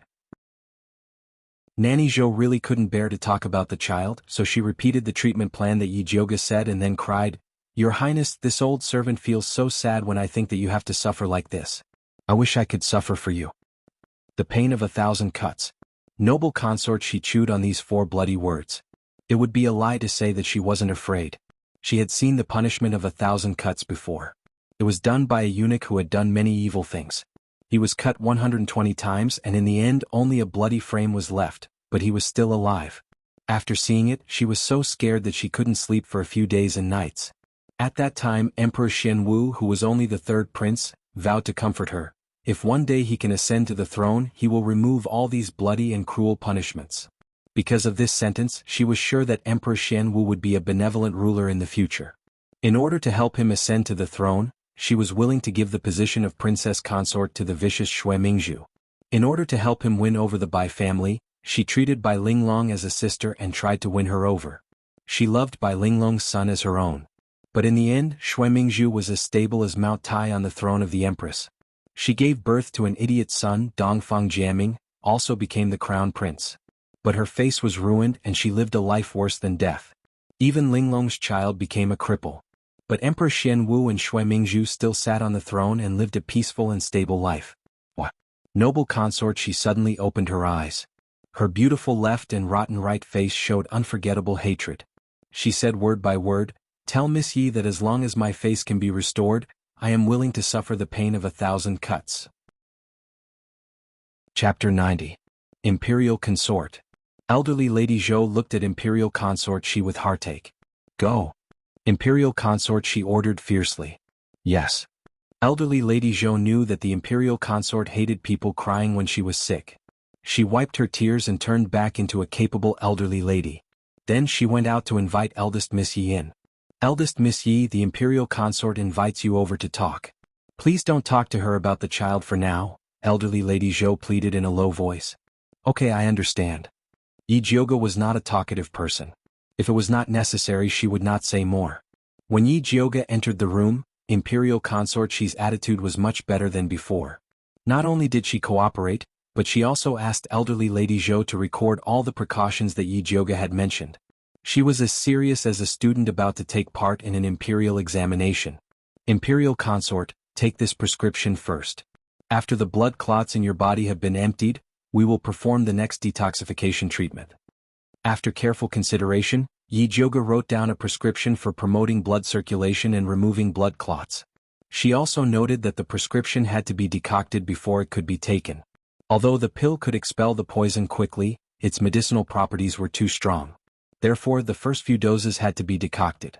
After imperial consort she had adapted, she would slowly increase the dosage. Finally, she would use the spiritual cleansing pill to completely empty the blood clots in her body. Okay. Imperial consort, she nodded. She carefully took the prescription and read the names of the herbs carefully. She had become a doctor after a long illness, so she had a certain understanding of medicine. At first glance, she knew that Yi Jiuge was using herbs for promoting blood circulation and removing blood clots. Then, she added a few herbs to replenish the heart meridian. The detoxification pill that grandfather gave you still has some residual medicinal properties near your heart meridian. Therefore, these herbs are to stimulate those medicinal properties. Seeing that imperial consort she was reading seriously, Yi Jiuge explained in detail the effects of the various herbs and their effects on her body. Eldest Miss Yi is indeed meticulous. Imperial consort, she was very satisfied with Yi Jiuge's patient attitude. After putting away the prescription, she smiled and said, I have been studying medicine books all these years. I thought that I was half a spiritual doctor. After seeing your prescription today, I realized that my knowledge is shallow. Imperial consort, you are too modest. Not many people are as proficient in medicinal knowledge as you are, Yi Jiuge praised sincerely. Imperial consort, she felt pain at the slightest touch of these drugs, which showed that her theoretical knowledge was very solid. What she lacked was clinical experience. However, she was researching prescriptions to treat her own illness, not to become a spiritual doctor, so her lack of experience was understandable. I've seen a prescription similar to yours in a medical book before. However, that prescription was used to treat postpartum blood congestion. I didn't expect it to be used to expel toxins, Imperial consort, she said with a smile. Yi Jiuge's heart skipped a beat. She thought that Imperial consort she had noticed something. But looking at her expression carefully, there was no abnormality. She was probably just saying it casually. Nyang, leave this prescription to this old servant for safekeeping. In a moment, this old servant will grab the herbs and come back to help you decoct the medicine. Zhou Mama said without revealing anything. Okay. Imperial consort, she did not suspect anything and handed the prescription to elderly servant Su. Imperial consort, it's getting late. I'll head back first. I'll visit you again tomorrow. Yi Jiuge stood up and said. She had been out for half a day. If she did not return soon, Qing Mama would be worried. Eldest Miss Yi, it's not convenient for you to enter and leave the prince residence. Why don't you wait until I finish this treatment? Imperial consort, she said considerately. She knew that the smell in her room was unpleasant. It was good enough that Yi Jiuge had been patient enough to accompany her for a day. Furthermore, her illness needed to be treated slowly. It would not be good to tie her up here. That's fine. Yi Jiuge nodded. Imperial consort, she's treatment plan had been decided. She only needed to treat her gradually. She did not need to be by her side all the time. Yi Jiuge left Imperial consort she's courtyard and went to bid farewell to Dongfang, Quebec. Eldest Miss Yi, the second-grade 1,000 threads grass that you prescribed to Imperial consort she cannot be found in the capital's pharmacies. Where can I find it? A trace of worry flashed across Dongfang K's handsome face. He was really worried that Yi Jiuge would come up with some iceberg or mountain. The 1,000 threads grass usually grows in the swamps of the forest. I'm planning to go out and gather herbs in the next few days. When the time comes, I'll bring them back. Yi Jiuge was very concerned about Imperial consort Shi's situation, so she planned to gather the herbs herself. Do you want me to send a few people to help you? Dongfang Ke asked. Yi Jiuge had already done her part by being willing to treat Imperial consort Shi. She would feel bad if she had to gather the herbs herself. No need. It's better for us to be unfamiliar with each other during this time to avoid arousing the Empress' suspicion. Yi Jioge was worried that Dong Fang Kei's men would attract the Empress's suspicion if they went to look for the thousand threads grass. Alright. If you need anything just let me know. As long as I can do it I will not refuse. Dong Fang Kei nodded. He would remember Yi Jioge's kindness in his heart. After Yi Jioge left the prince residence and returned to the Jilin residence, she told Qing Mama that she would be going out to gather herbs the next day. Are you going alone? What about Lord Bai and Lord Wan? Qing Mama asked immediately. Yi Jioge saw that Qing Mama looked like she would go if no one accompanied her, so she lied. Lord Wan is not free. Lord Bai will accompany me into the mountains. Bai Songling did not need to go to the Justice Department every day, so it would be less likely that she would be exposed. How many days will you be gone? Qing Mama asked again. 3 days at least, 7 days at most. Yi Jioge gave a conservative estimate. She had used the excuse of enclosed cultivation to recuperate. She could not be gone for too long. Alright, then I will help you prepare. Qing Mama immediately went to prepare the luggage with a smile. If Lord Bai was willing to accompany the eldest miss into the mountains to gather herbs, didn't that mean that the two of them were already very close? Perhaps it wouldn't be long before she would hear good news. Let's see which B** dares to say that the eldest miss is ugly and unmarriageable. Yi Jioge let Qing Mama do as she pleased. She entered the pill production room and began to prepare the herbs to enter the mountains. This time she was going to the swamp to look for the thousand threads grass. Besides the poisonous snakes and ferocious beasts in the mountains, she also had to prevent mosquitoes from biting her. The mosquitoes in the swamp were no joke. There were so many of them that they could carry a person away. There was also miasma and evil energy. These were all deadly things. She also had to prepare the antidote pills in advance. Yi Jioge busied herself for more than 2 hours before she finished preparing all kinds of pills. Treading through the night, she returned to the brightly lit room. She found a large package on the table. It must be the luggage that Qing Mama had prepared for her. Yi Jioge opened it and was speechless. She saw that there were exquisite and beautiful dresses inside, and they were made of very expensive silk. Every dress was carefully matched with headwear, earrings and necklaces. None of the headwear was repeated. Even embroidered shoes were prepared in pairs. In one of the mahogany boxes there were rouge, powder, lip gloss and eyebrow pencil. How was this entering the mountains? This was clearly a blind date. Chapter 91. Yi Jioge pointed at the package with a black face and said, Mother Qing, are you afraid that I won't die fast enough by dressing me like this in the mountain to pick herbs? Bah, child's words carry no harm. What are you talking about? Mother Qing glared at Yi Jioge angrily and then said with a smile, What do you know? Men like delicate women the most. If you don't create an opportunity for him to save the beauty, how can he be tempted by you? Her big miss was good at everything but she was too tough. Even men would sigh at her inferiority, who would dare to chase her. That was why she had meticulously prepared these things. If Big Miss could turn her small foot at the foot of the mountain, then Bai Darren could carry her up the mountain. It would be even better if it could rain a little, and the two of them could warm themselves together in the broken temple. Mother Qing thought of the broken temple and immediately said to Yi Jioge with a very serious expression, Big Miss, you can go out with Bai Darren for the night, but you can't do something that you shouldn't do. A woman losing her virginity before marriage is the stupidest thing. A girl's virginity was a gem. Only when she gave it to her husband on the wedding night would it become the cornerstone of their relationship. If it was taken away before marriage, it would become worthless than cow dung on the roadside. Mother Qing, you really think too much. Yi Jioge admired Mother Qing's rich imagination. Losing her virginity before marriage? Even if she wanted to, she had to see if Zishang would agree or not. If you want to lose your virginity, find me. Zishang teased. Get lost. Does this pervert think I'm reading lines? Big Miss, men always say sweet words before marriage, you have to be careful. Mother Qing continued to persuade her with good intentions. She heard that Bai Darren not only had red lips and white teeth, but also a very smart mouth. This kind of man was most liked by women and was the type that women were most likely to fall for. In her opinion, Wan Darren was still the best. Not only was he handsome but he was also capable. Usually there was never any gossip and he was also cold to women. If she married such a man, she wasn't afraid that he would marry 3 wives and 4 concubines, making the house restless. I know. Yi Jioge said perfunctorily. Big Miss, this old servant is serious. Mother Qing saw that Big Miss didn't listen, so she put on a long speech to prove her point. Yi Jioge felt that if Mother Qing continued to nag him, he would definitely go crazy. She pushed Mama Qing out of the door. Okay, I got it. I'll pack my luggage myself. Hurry up and help me find a way to get away with it, lest father finds out and scolds me again. With that he closed the door. Mother Qing stood outside the door and chuckled. Eldest miss must be shy.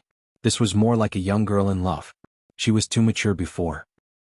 However, eldest miss was right. She had to think of a foolproof plan to cover for eldest Mississippi. When Yi Jioga heard the footsteps of Mother Qing leaving, he finally breathed a sigh of relief and began to pack up. The dresses and jewelry all walked away. Black training clothes and cloth shoes were the best equipment for going out, as well as firewood, flint, and other necessities for camping.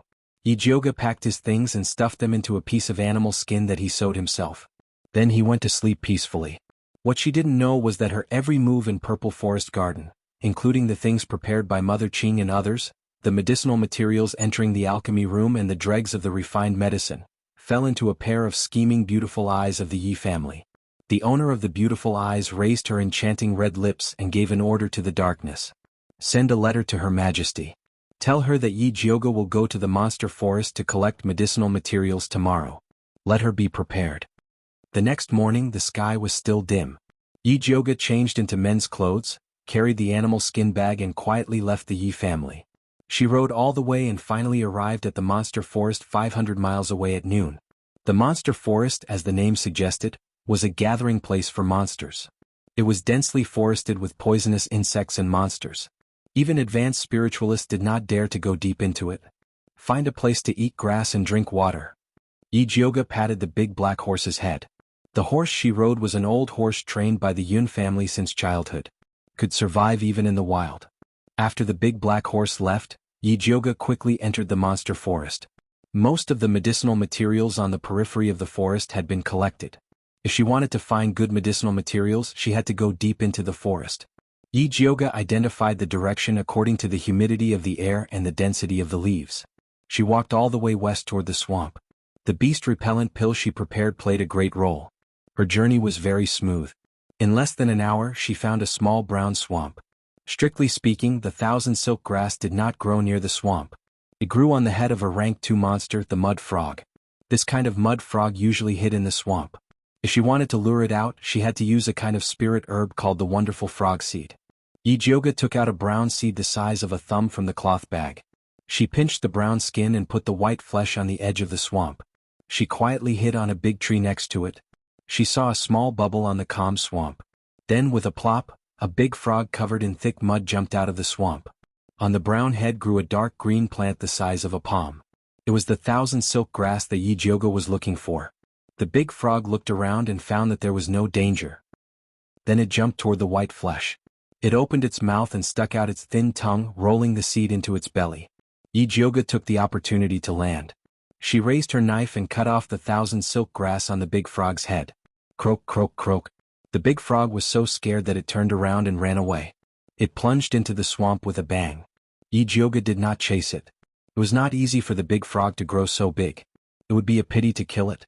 The most important thing was that the thousand silk grass on its head would grow back after being cut. The thousand silk grass was much more valuable than the big frog. With a sustainable attitude, Yi Jioga decided to put it back in the swamp. She could pick it up again if she needed it. Yi Jioga put away the thousand silk grass and was about to leave the swamp. Suddenly, a fishy odor unique to high-level demonic beasts assaulted his nostrils along with the breeze. In the next second, a silver-white figure pounced at her with a sharp gust of wind. Yi Jioga turned around and struck out with her palm. She retreated 3 feet. There was a clang. It sounded like metal hitting a hard stone floor. The silver-white figure landed on the ground. It was a rank 3 wolf beast. Its eyes were dark green like emeralds. Occasionally they flashed with a violet red light. Its fur was as white as snow. There was only a tuft of black fur on the top of its head.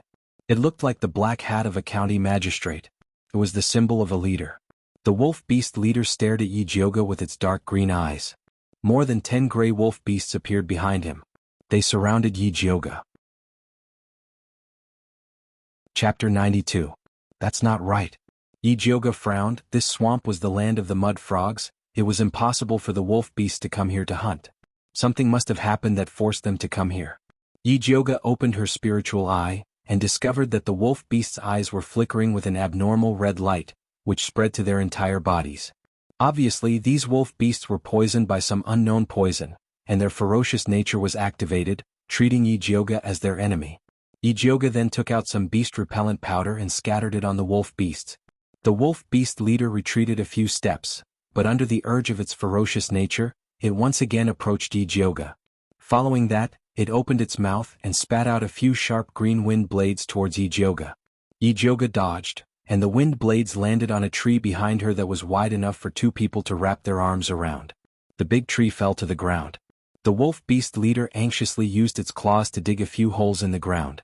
The other wolf beasts lowered their bodies and let out threatening growls.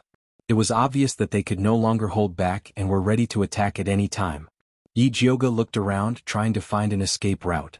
It was not that she did not have the ability to kill these wolf beasts, but in the demonic beast forest, the smell of blood would cause the other demonic beasts to go crazy. At that time, if another group of demonic beasts came, she would not be able to escape. The wolf beast leader let out a battle howl. 3 wolf beasts pounced towards her, one in front and one behind her. Yijioga did not bother them and instead turned around and climbed up the tree. She was like a monkey running around the tree, while the wolf beasts chased after her.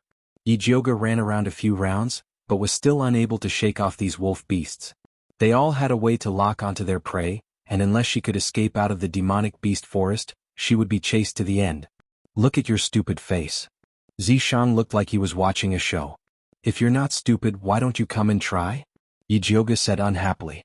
Fine, this sovereign will be merciful today, and let you see what is the aura of a ruler. Zishang laughed.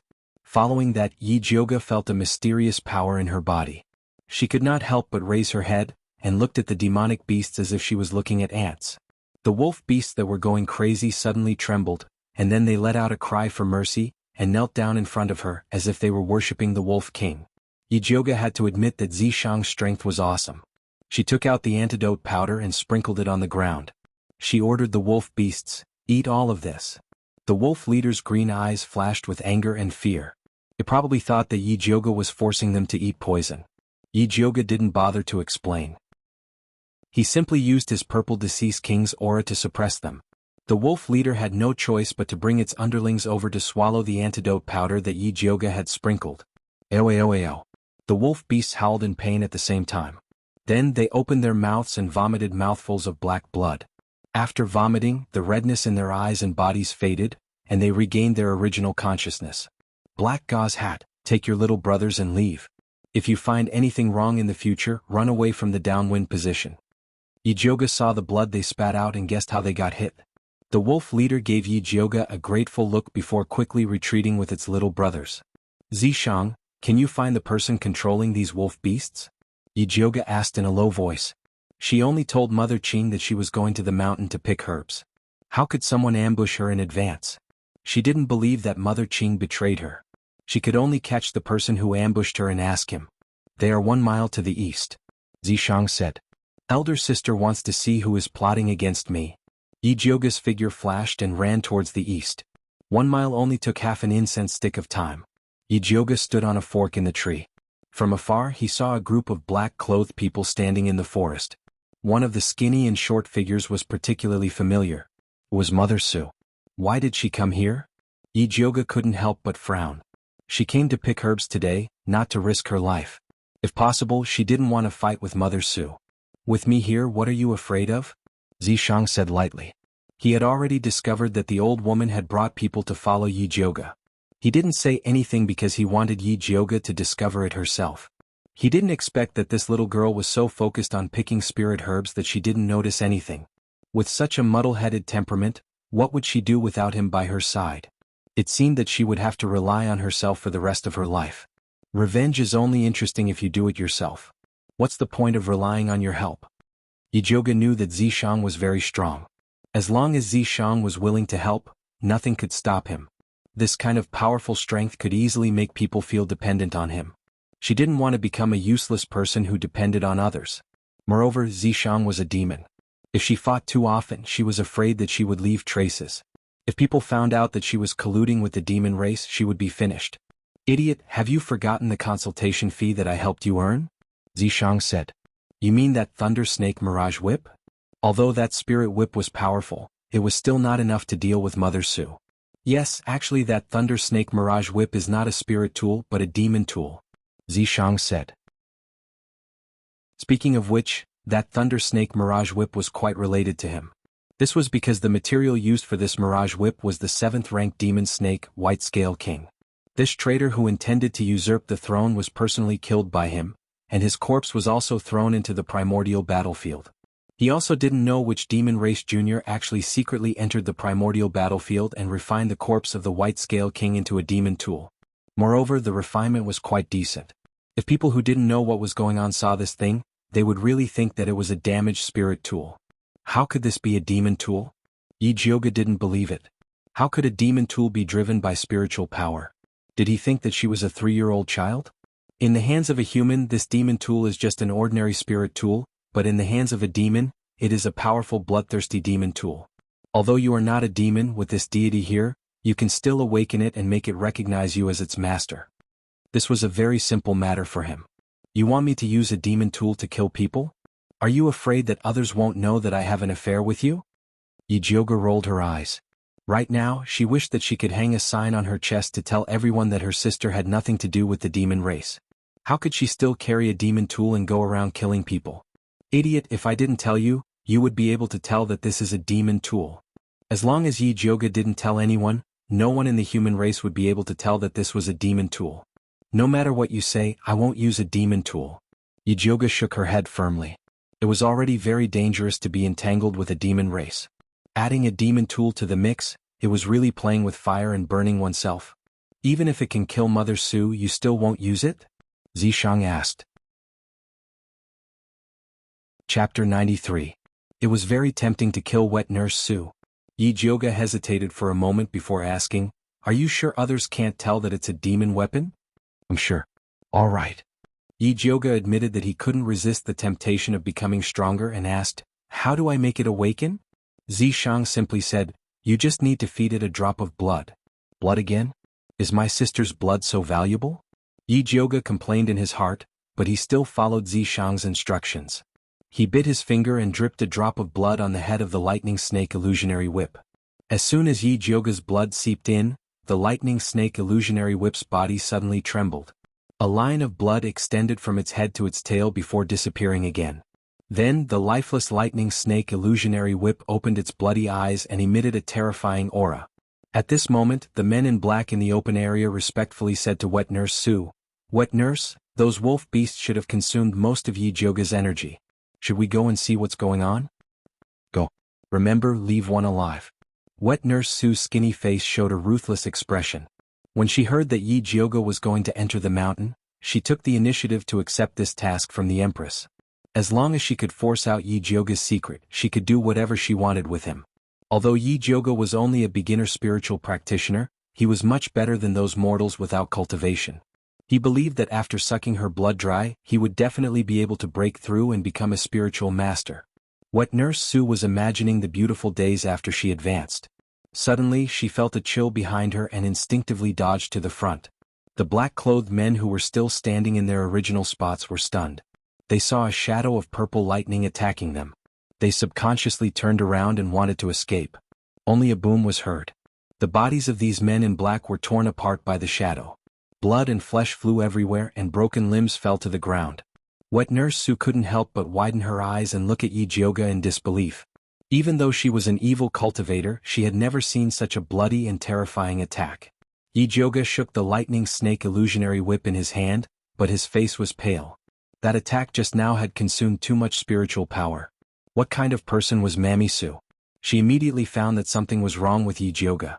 She smiled gloomily and said, "Wicked girl, there is a way to heaven but you don't take it. There is no door to hell but you come. Since you have come, you will die." After saying that, he activated the evil force in his body, and a protective spiritual light with a thick smell of blood rose up. Yi Jioga found that the protective light around Nanny Su's body had grown a bit stronger than when she was in Splendid Palace. He didn't know how many lives she had sucked to reach this point. Her expression darkened. She picked up the Thunder Snake illusionary whip and shouted, "Old witch, let's see who will die here today."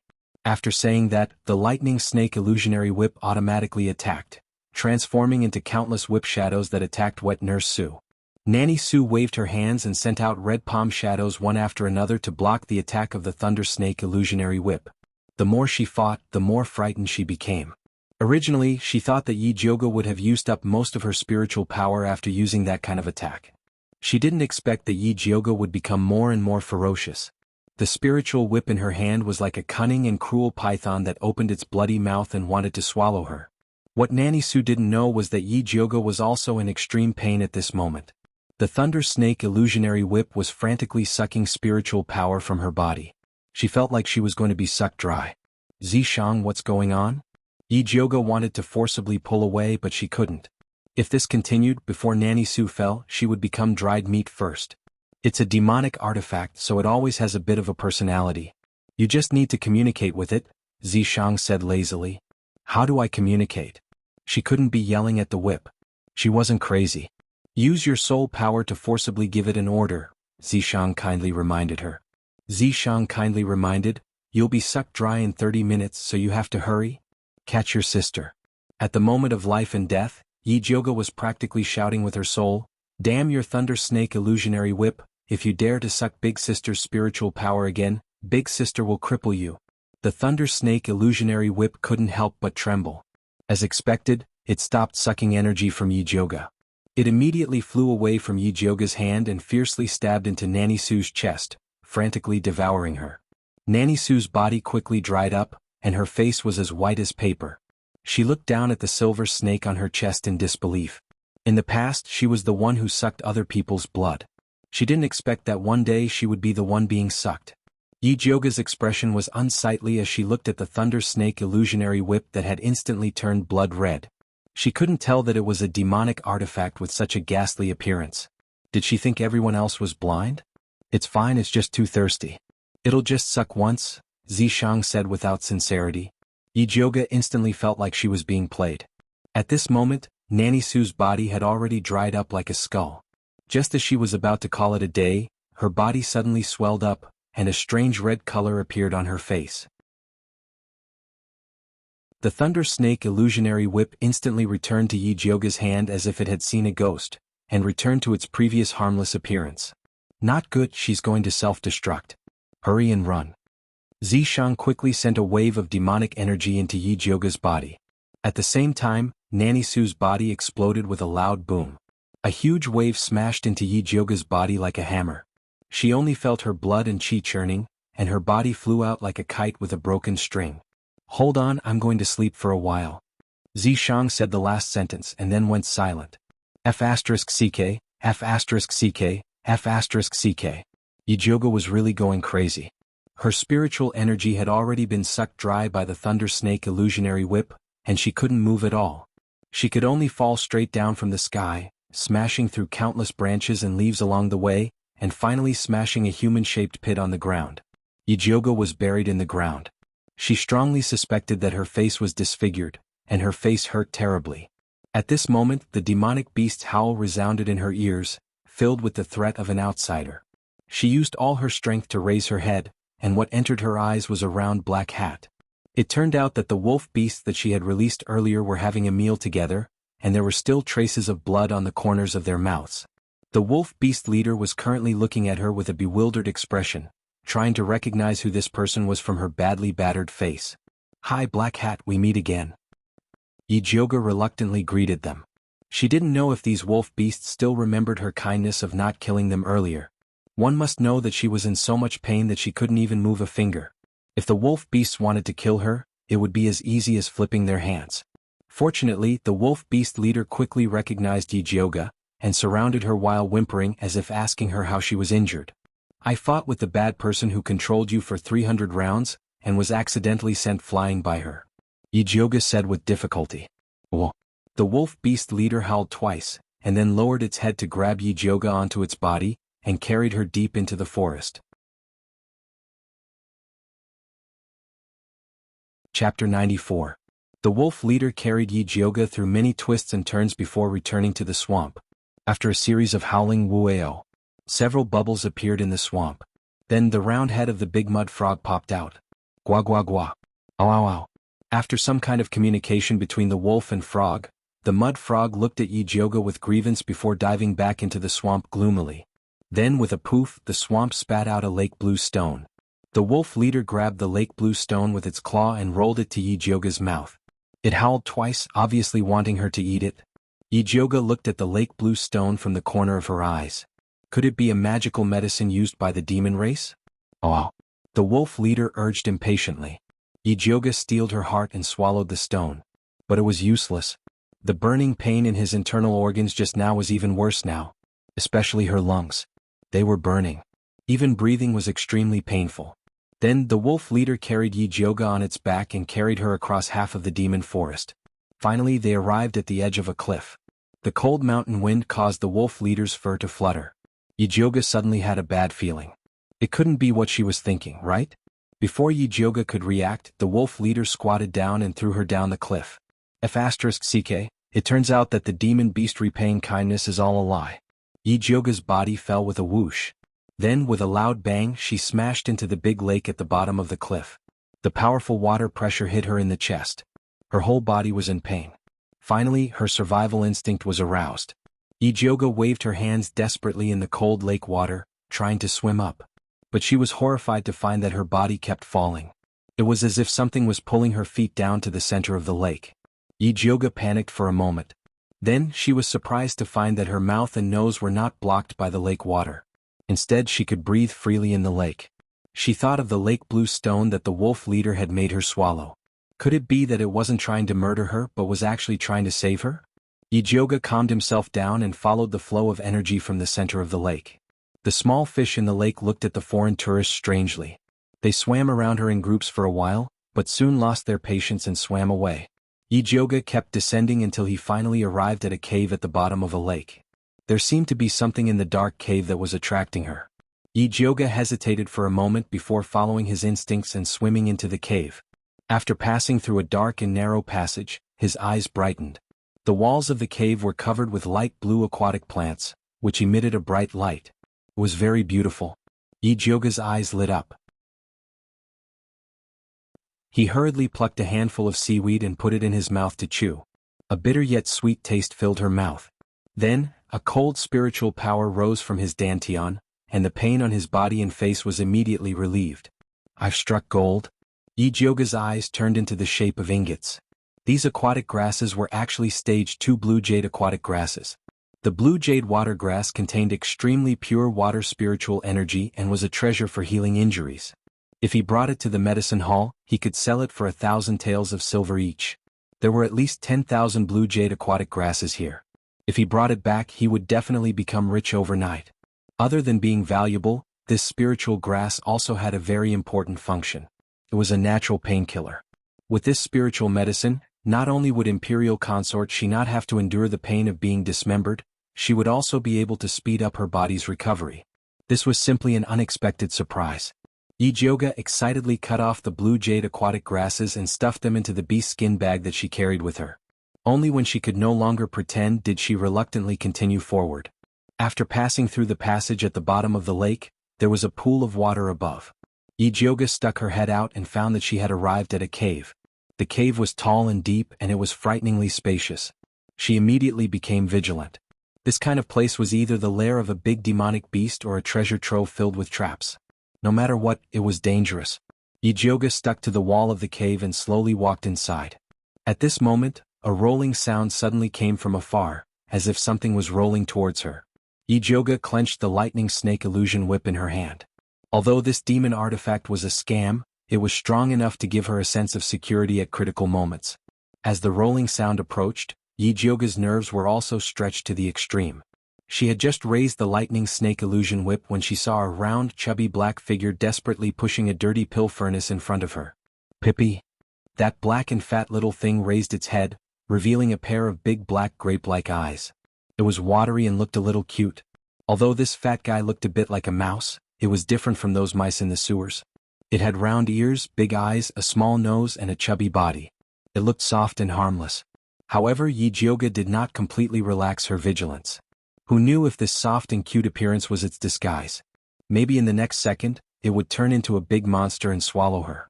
The black fat mouse rolled the pill furnace in front of Yijioga again and softly shouted, "Pippi!" Inexplicably, Yijioga understood its meaning. For me? Yijioga pointed to herself. Pippi? The black fat mouse nodded its head with force.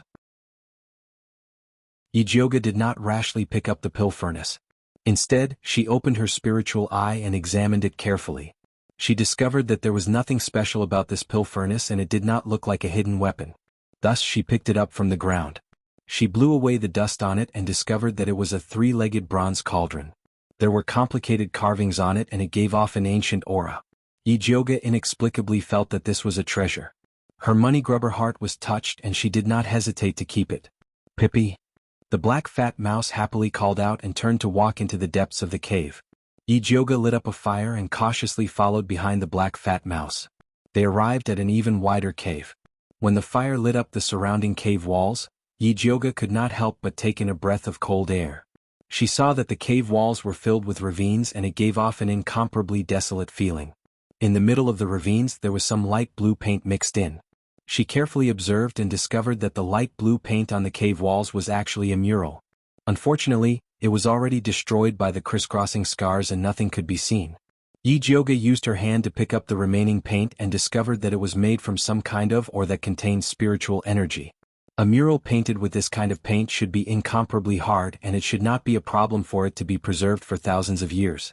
Now that it was destroyed to such a state, how powerful must the culprit be? Chapter 95. Yijioga carefully studied the marks on the cave wall. She found that there was no pattern to these marks. There were also large pits in some places. It didn't seem like a premeditated destruction, but more like the marks left behind after a fierce fight. To be able to destroy such hard cave walls and murals to this extent, one had to be at least a great spiritual master. Yijioga tried to analyze the fragmented murals, but the damage was too severe and she couldn't understand it at all. At this time she found a line of small characters in the corner, so she squatted down and wiped the dust off it. Looking carefully, it turned out to be her grandfather Yin Tianwei's handwriting. It meant that he heard that there was an ancient ruin here, and he deliberately came to find it, only to find that it had been destroyed. He then strongly condemned these people for not having a moral heart, not even letting go of the murals. Through this long string of curses, Yijioga seemed to have discovered some unknown hobbies of her grandfather. She tried to find clues about her grandfather's disappearance from these words. But apart from the curses, the only useful information was that there should be a cauldron in this ancient ruin that was very useful to alchemists. Then Yijioga found a relatively complete mural in another corner. On it was a majestic and spectacular bronze cauldron. The fire underneath was in the shape of a golden lotus. Inside the cauldron there were countless golden fish playing. On top of the cauldron, there were also red-crowned cranes dancing, like the birth of immortal pills. Yijioga quickly took out the small bronze cauldron that the fat black rat gave her. This thing couldn't be the ancient cauldron that her grandfather had mentioned, right? Even her grandfather couldn't find a treasure, but this fat black rat actually pushed it in front of her. Could it be that her beast skills had exploded today? But when she compared the small cauldron with the big cauldron on the mural, she suddenly felt that she was fantasizing. How could such a gray thing that didn't even have spiritual power be an ancient cauldron? At this time, the fat black rat came out of nowhere and came to Yijioga's feet, crying cutely, "Pippi!" Yijioga looked down at it and found that this fat black rat was carrying a small cloth bag on its back. The style was very similar to the animal skin bag she was wearing. Was this the reason why it chose to give the bronze cauldron to her? The fat black rat also looked up at her, its black eyes full of admiration. Yijioga was speechless. Obtaining the love of a fat black rat was not something to be happy about. After confirming that there were no secret passages or treasures in the cave, she returned to the pool and prepared to leave. The fat black rat carried a small beast skin bag on its back and followed closely beside her, looking as if it wanted to take her away. "What do you want?" Yijioga grabbed the back of its neck and lifted it up. It curled up its limbs and called out softly, "Pippi!" She blinked her big eyes and tried to act cute. Trying to act cute when you're so fat? You're looking for the wrong person. Yijioga rejected him. "Pippi-chan." The fat black rat's small body trembled, and its big eyes were covered with a layer of tears. It looked pitiful like an abandoned puppy. All right. Since you gave me the bronze cauldron, I'll take care of you for a period of time. However, you have to pay for your meals and living expenses on time in the future." Yijioga glanced at the small animal skin bag and instinctively felt that there must be something good inside. Pippi. The fat black rat immediately covered its small bag with its paws and looked at Yijioga with vigilance. Yijioga let go of its neck and said, "If you can keep up, then keep up." After saying that, she jumped into the pool and swam out along the way she came. Yijioga originally thought that if the fat black rat couldn't keep up, she would be merciful and take it with her. She didn't expect the fat black rat to be better at swimming than her. Its fat paws slid from time to time, and it slid hundreds of meters. It was enjoying itself by Yijioga's side. It even grabbed a handful of blue jade water grass in the passage and gnawed on it while swimming. On the contrary, Yijioga found that she didn't have enough oxygen halfway. It seemed that the effect of the thing given by the wolf beast was gradually disappearing. She hurriedly sped up and finally came out of the water before suffocating to death. It was already late at night. The bright moonlight shone on the surface of the water, making it look like a dream. The fat black rat also followed Yijioga to the surface of the water, and then shook its fur, sprinkling water droplets on the ground. "Who are you?" Yijioga looked at the fat black rat's fur that had instantly become incomparably gorgeous, feeling as if it had been replaced halfway. "Pippi?" The little thing tilted its head and looked at Yijioga, not understanding why she was so surprised. Yijioga carefully looked at the little thing. She found that its black fur had turned a pale silver under the moonlight, shining beautifully. It was covered with golden lines like rippling water.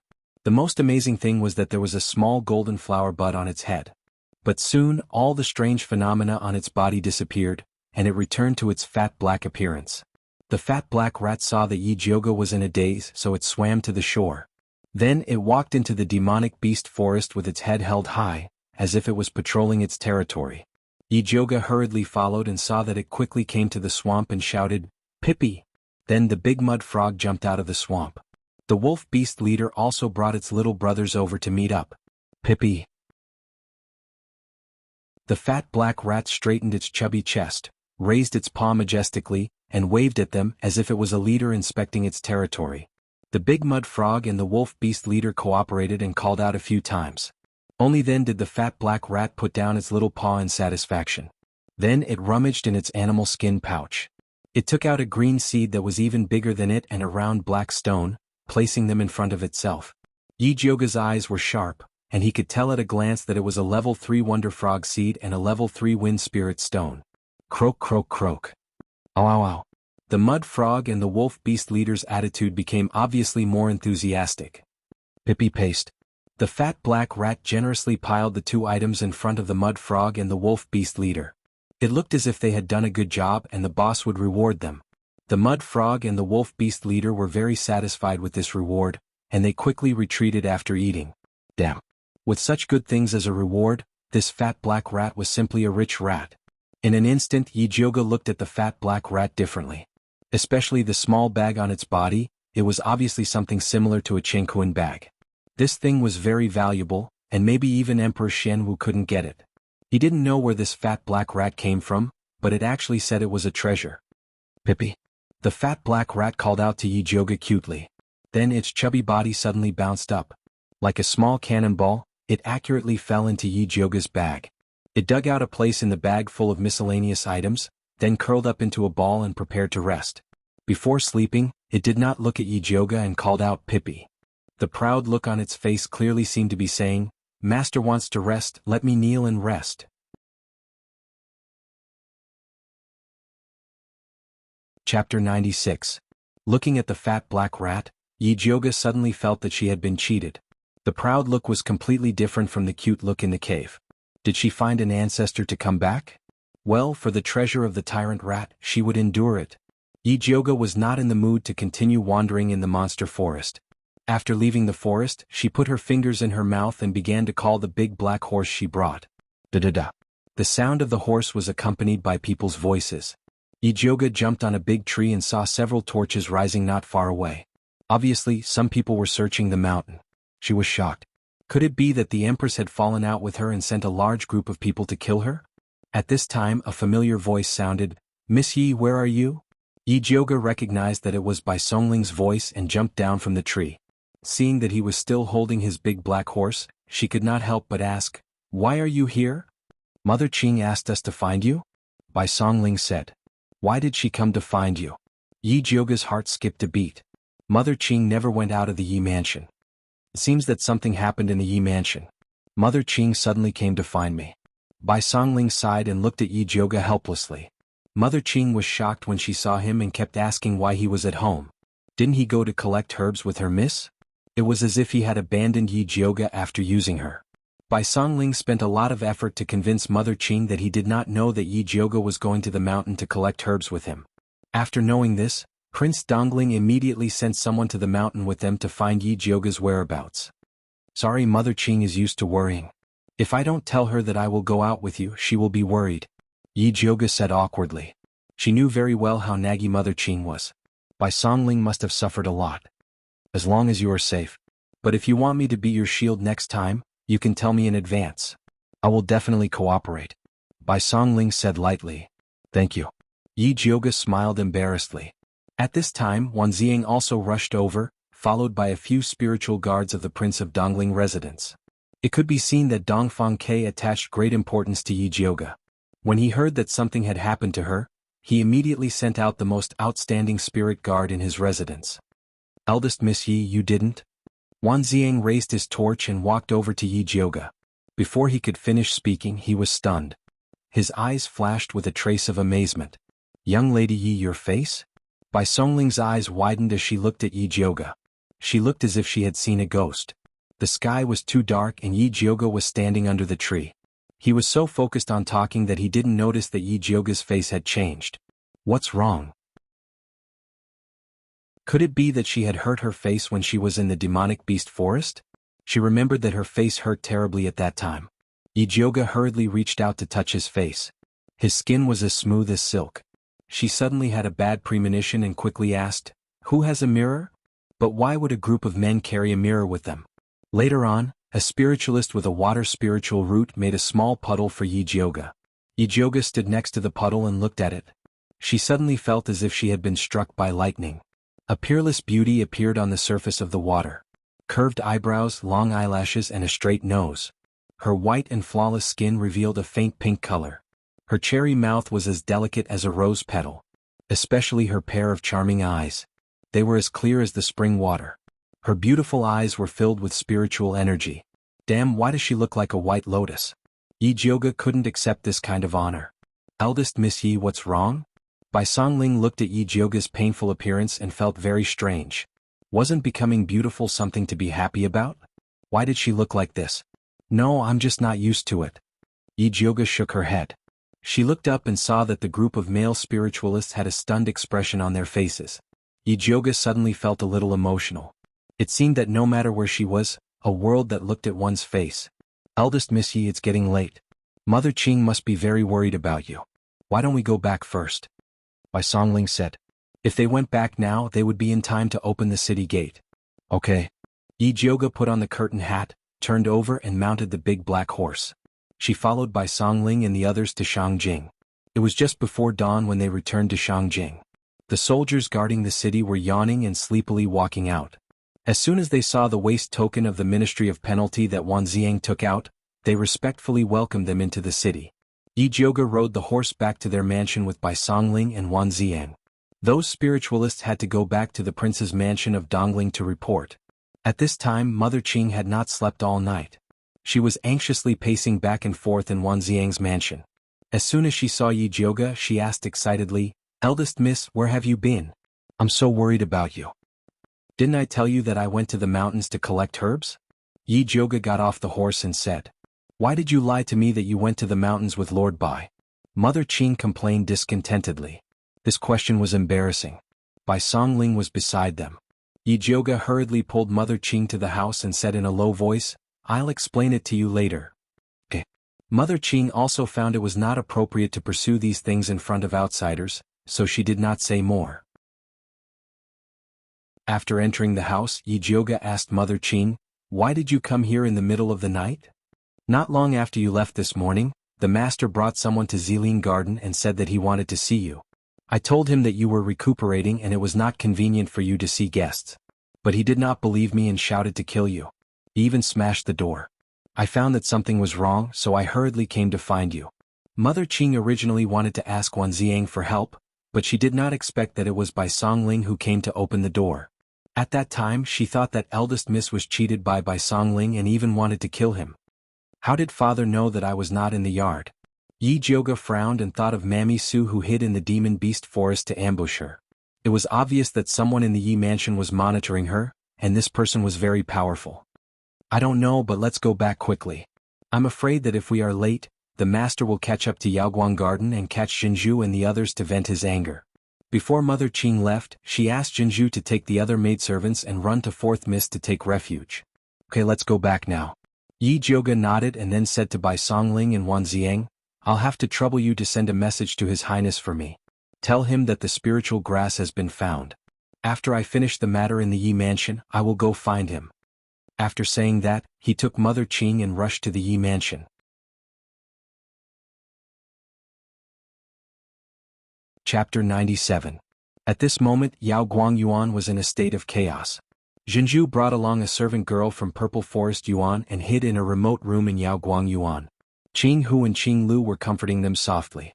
Fifth Aunt's face was pale as she looked at the situation outside through the window.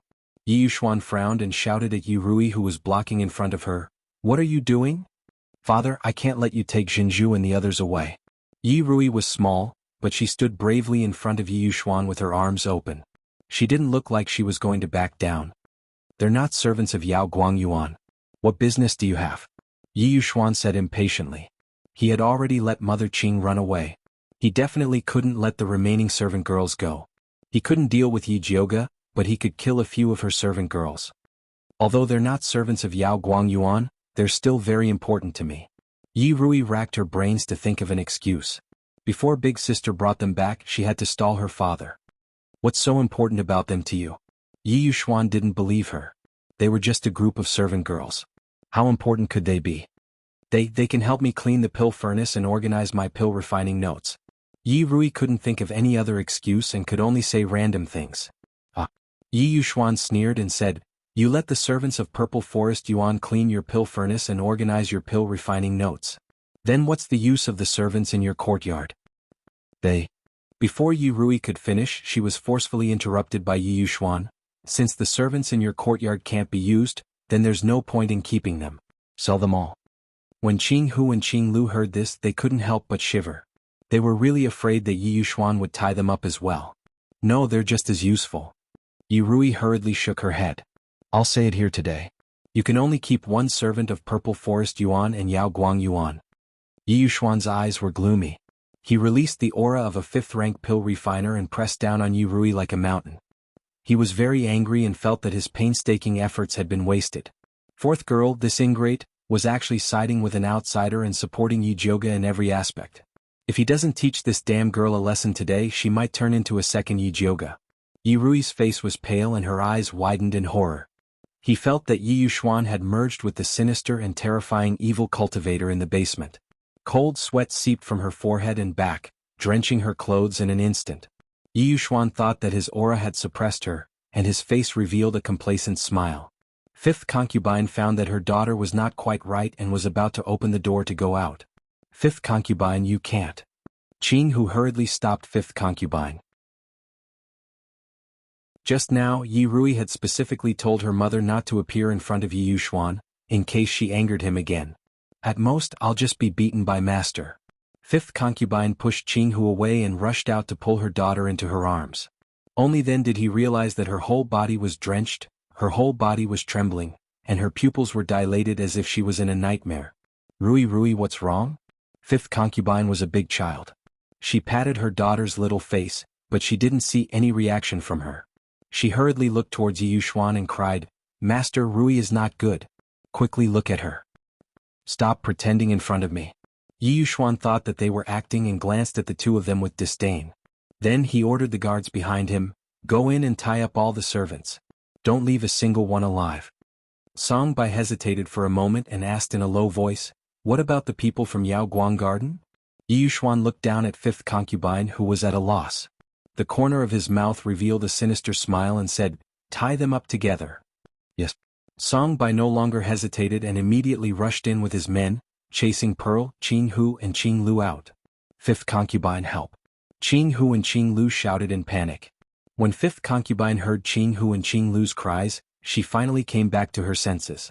She hugged Yi Rui and begged Yi Yuxuan bitterly, "Master, these two servant girls are Rui's personal servant girls. They have always taken good care of her. Please spare them." She didn't have the ability to save the people in Purple Forest Park, but she had to protect Qing Hu and Qing Lu. Rui's personal servant girls? Yi Yuxuan's gloomy eyes swept over Qing Hu and Qing Lu. His fierce expression caused people to tremble. Fifth concubine opened her mouth but didn't dare to reply. "Looks like these two servant girls instigated Rui to disobey me."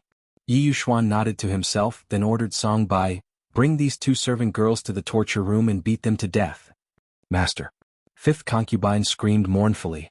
She never thought that her pleading would bring about a fatal disaster to Qing Hu and Qing Lu. "Let the servants in the residence come over and see what happens if they do something wrong. In the future they will know what they should do and what they shouldn't do." Yi Yuxuan said coldly. "Yes." Song Bai nodded and immediately called out to the guards, "What are you still standing there for? Why aren't you dragging them to the torture room?" "Yes." The two guards were tall and sturdy and their eyes were extremely wretched. They laughed as they walked towards Qing Hu and Qing Lu. Their two large hands deliberately grabbed their small breasts, obviously wanting to take the opportunity to jam oil. Courting death. At this time, an angry shout accompanied by the sharp sound of the wind came. A whip flashing with purple light lashed towards the two guards. The two guards screamed as their arms unnaturally drooped down. Their tendons and bones were all broken. Eldest young Miss Qing Mama. Qing Hu and Qing Lu had tears in their eyes as their faces were filled with surprise. Yi Jioga wore a veil hat and held the Thunder Snake illusion whip as he stood in front of them to protect them. Qing Mama hurriedly untied the two servant girls. "Yi Jioga, you still have the face to come back." Yi Yuxuan raised his hand and pointed at Yi Jioga as he shouted. "Father even has the face to bring a man outside to make a ruckus in his own backyard. How can I not have the face to come back?" Yi Jioga raised his eyebrows as he spoke in an unruly manner. "What nonsense are you saying? These are my personal guards, how are they outside men? Moreover, I only had them punish a few disobedient servants. What does this have to do with the backyard?" Yi Yuxuan heard Yi Jioga mock him for wearing a green hat and his face became crooked from anger. "Is that so? I wonder what wrong the servants and fourth sisters in my courtyard did to actually make father muster such a large force to punish them?" Yi Jioga sneered. "You didn't return at night. Not only did these servants not report it, they even helped you cover up your mistake. They deserve to die 10,000 times. Also, those dog servants from Yao Guangyuan who taught the young master and instigated fourth miss to go against me also deserve to die," Yi Yuxuan said sinisterly. Chapter 98. "Then why don't you ask me why I didn't come home last night?" Yi Jioga asked.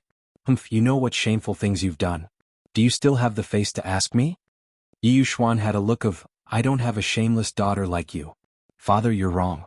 I really have the face to ask you about what I've done. I originally wanted to give you a surprise, but I didn't expect that you wouldn't distinguish between right and wrong and want to kill me. Do you hate me so much that you want me to die?" Although Yi Jioga already knew that his father was a scumbag, he still felt helpless sometimes. "What nonsense are you talking about? I'm teaching you for your own good." How could Yi Yuxuan admit that when he saw Yi Jioga, he would think of the matter of him marrying into her family? He simply wished that she could die. "Is that so? Father is so considerate of your daughter.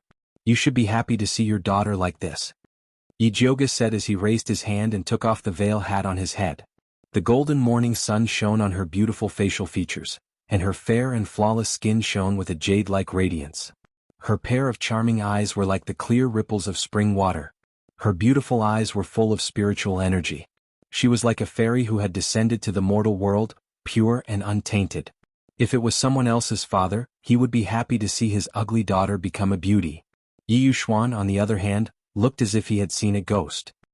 He couldn't help but take a few steps back as a trace of fear flashed across his face. It was Mother Qing's first time seeing Yi Jioga after restoring his appearance. She couldn't help but blurt out, "Madam? Madam?" Could it be that he and his mother looked alike? Yi Jioga's memories of his mother were already very vague. Every time he thought of her, he could only remember her thin and weak body and her kind but pale face. "Eldest Miss, if Madam knows that you have restored your appearance, she will definitely be happy for you in the underworld."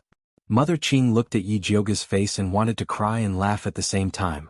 When Yi Yuxuan heard the words in the underworld, his expression changed again. No matter how much he hated Yun Tianwei, he couldn't deny that Yun Jiaojiao was a gentle and virtuous woman. She didn't have the aura of a delicate girl, and she was very gentle and considerate to him. He had done countless unforgivable things to her. "Father, are you happy to see your daughter recover her appearance?" Yi Jiuge intentionally walked a few steps towards Yi Yuxuan. Happy. Yi Yuxuan hurriedly nodded, but his footsteps involuntarily retreated. Then he turned around and ran away as if he was being chased by a ghost. Song Bai hurriedly brought his men to carry the two armless guards and followed Yi Yuxuan out of the courtyard. Yi Jiuge couldn't help but ponder as he watched Yi Yuxuan flee. With how despicable and shameless Yi Yuxuan was, he was actually scared away by her face that looked like his ex-wife. He must have done something extremely guilty. Otherwise he wouldn't be so scared. "Eldest young lady, quickly come and take a look at Rui," fifth aunt shouted hoarsely. She was afraid of attracting Yi Yuxuan's attention, so she didn't dare to make a sound. Only now did she dare to ask for help. "What's wrong with fourth sister?" Yi Jiuge quickly squatted down to take a look.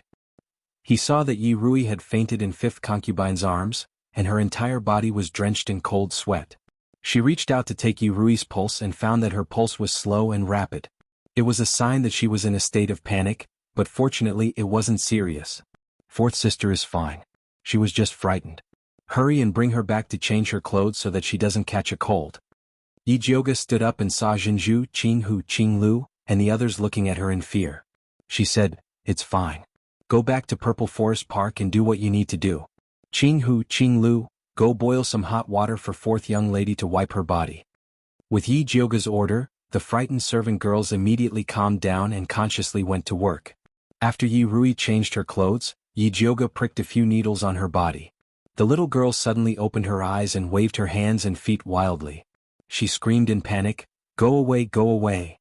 She looked as if she had just come out of the basement. "Fourth sister, it's fine. Eldest sister is here." Yi Jiuge held Yi Rui's small hand tightly and comforted her. Yi Rui slowly calmed down and looked at Yi Jiuge blankly. "Eldest sister? It's fine. You are very safe now. Have a good sleep. You will be fine when you wake up." Yi Jiuge comforted her gently. Yi Rui's tensed body slowly relaxed. Then she closed her eyes and fell asleep again. "Eldest young lady, what happened to Rui?" Fifth concubine's face was still snow white.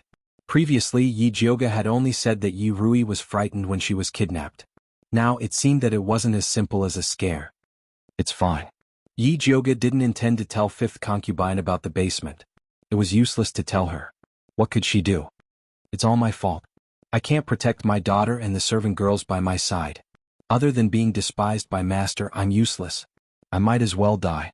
Who knows, I might as well let Rui regain some face," fifth concubine said with tears in her eyes. "If you think like this, then you are extremely useless," Yi Jiuge said coldly. "Dying is easy. Living is difficult. If you really think for Rui, shed fewer tears and do more things." With that he stood up and left. She was exhausted today. Whether fifth concubine could stand up or not depended on her own awareness. Mother Qing followed Yi Jiuge's steps. As soon as she entered Purple Forest Park, she immediately asked, "Eldest young lady, how did your face suddenly recover?" "This time, when I went into the mountains to pick herbs, I accidentally picked a jade grass. I didn't expect that after eating it, the black scars on my face would disappear." Yi Jiuge didn't say that wet nurse Su ambushed her. Eldest young lady is being perfunctory with me again. Mother Qing obviously didn't believe it. "It's true. If you don't believe me, look. I also picked up a spirit beast. It was the one that brought me to pick the jade grass." Yi Jiuge quickly grabbed the fat black rat. "What kind of spirit beast is this?" Mother Qing took a closer look and suddenly said with some disgust, "Why is it a rat?" Although this fat black rat looked quite cute, it couldn't change the fact that it was a rat. The fat black rat felt Mother Qing's disgust. It immediately puffed out its chubby chest and squinted its eyes. It looked at Mother Qing with disgust. It had a look that said, "You stupid mortal, this uncle doesn't care about you."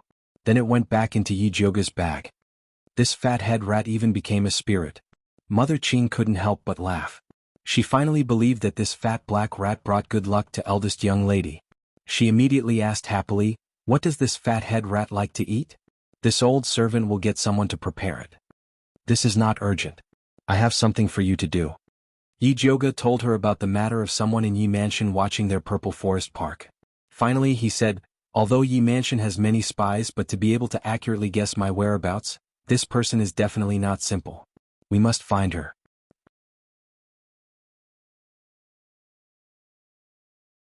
Chapter 99. Don't worry, eldest Mississippi. I'll definitely find the culprit. Mother Qing nodded seriously and decided to start investigating from Purple Forest Park.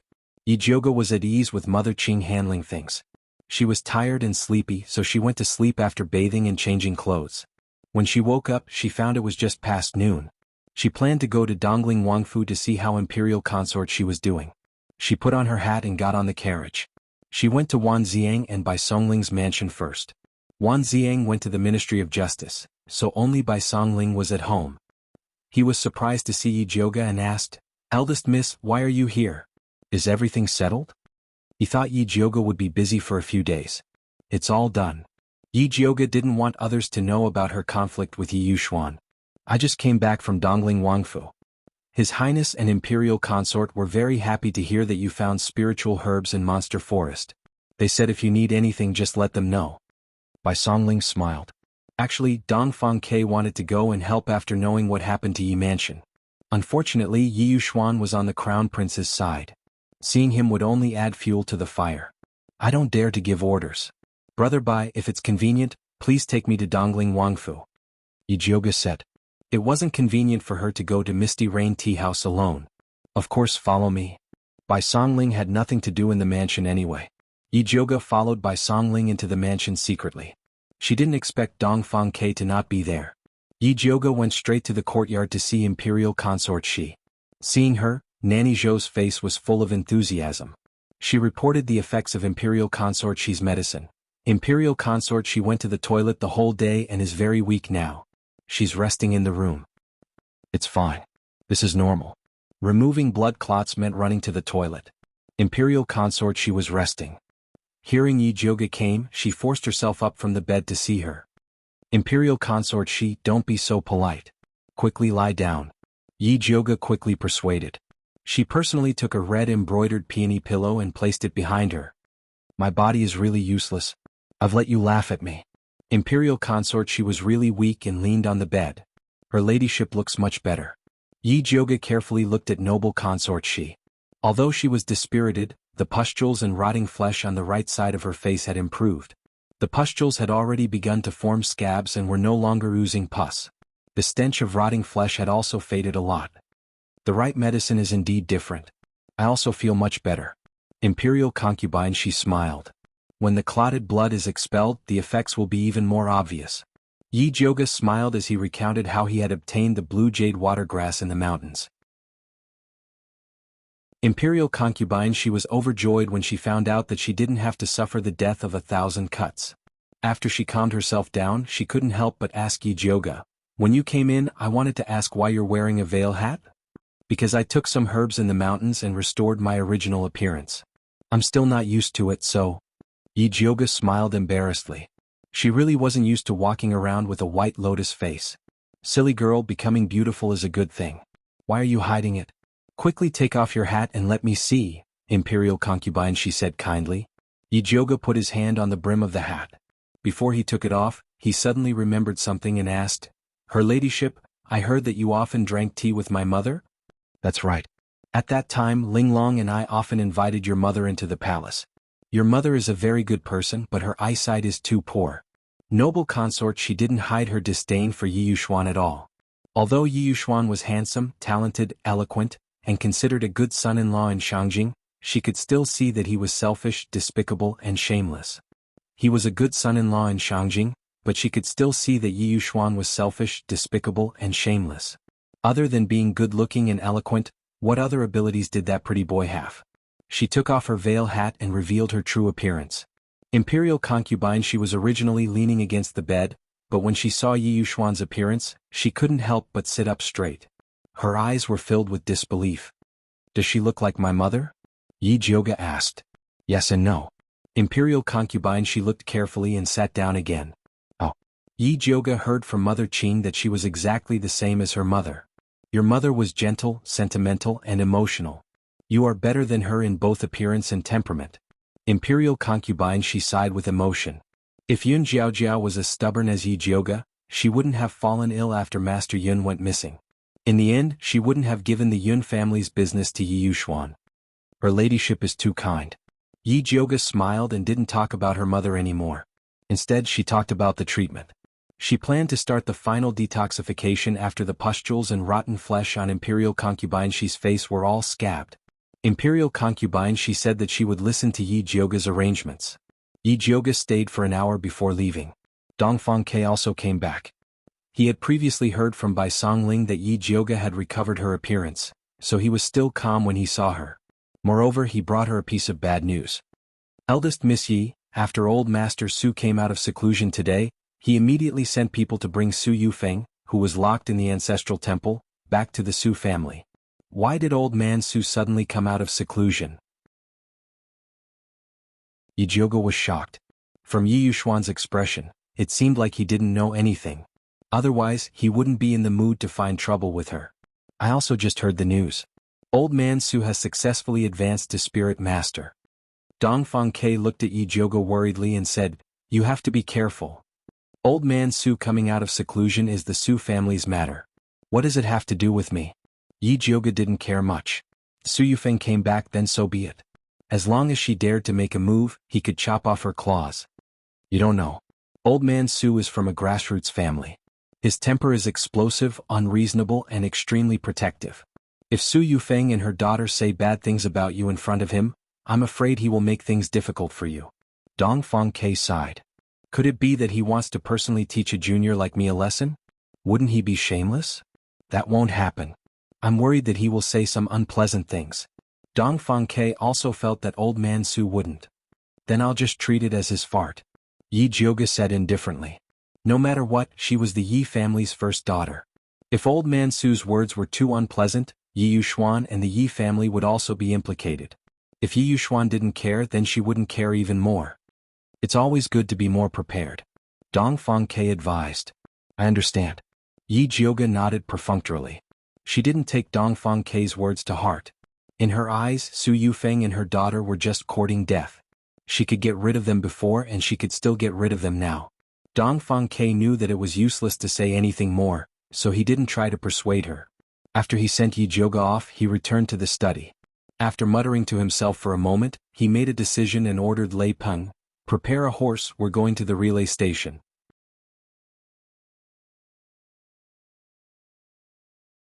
Chapter 100.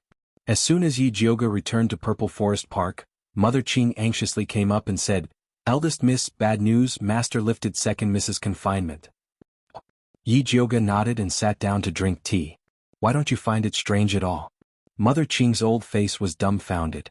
When this news came out, the entire Yi mansion was shocked. What's so strange about it? Yi Jioga told him about old Master Su coming out of seclusion and bringing Su Yufeng home. With Yi Yuxuan's personality, he would definitely curry favor with this spirit master father-in-law. Naturally, he would release Yi Shanshan. This old man Su is really an old fool. His daughter did such a thing that's worse than pigs and dogs, yet he still has the face to bring her home. If I were him, I'd directly press Su Yufeng into a pig cage and drown her. Mother Qing said fiercely.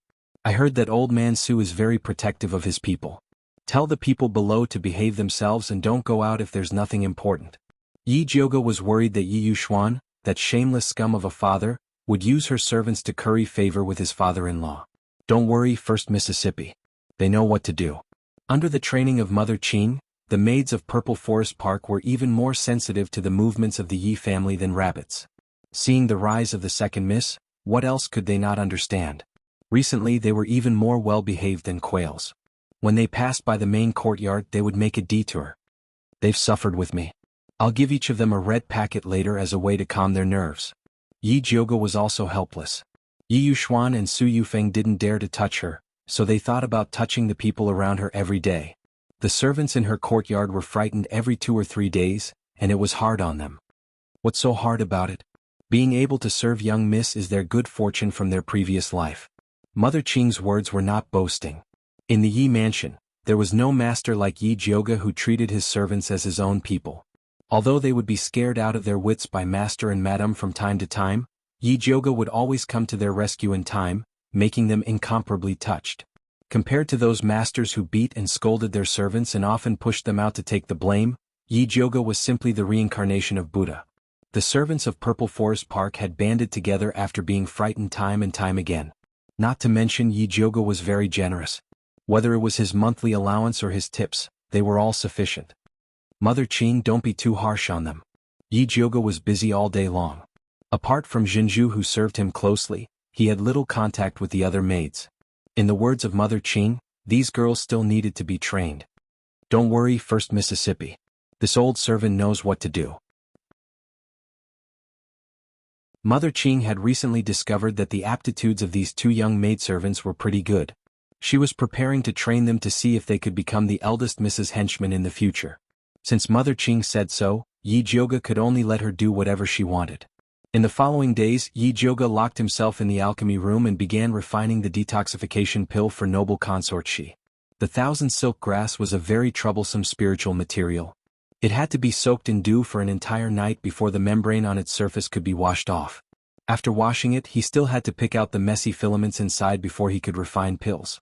Yi Jioge busied himself for the better part of a day before he was done with the thousand silk grass. When she was preparing to concoct pills, she suddenly thought of the small bronze cauldron that her fat black rat had given her.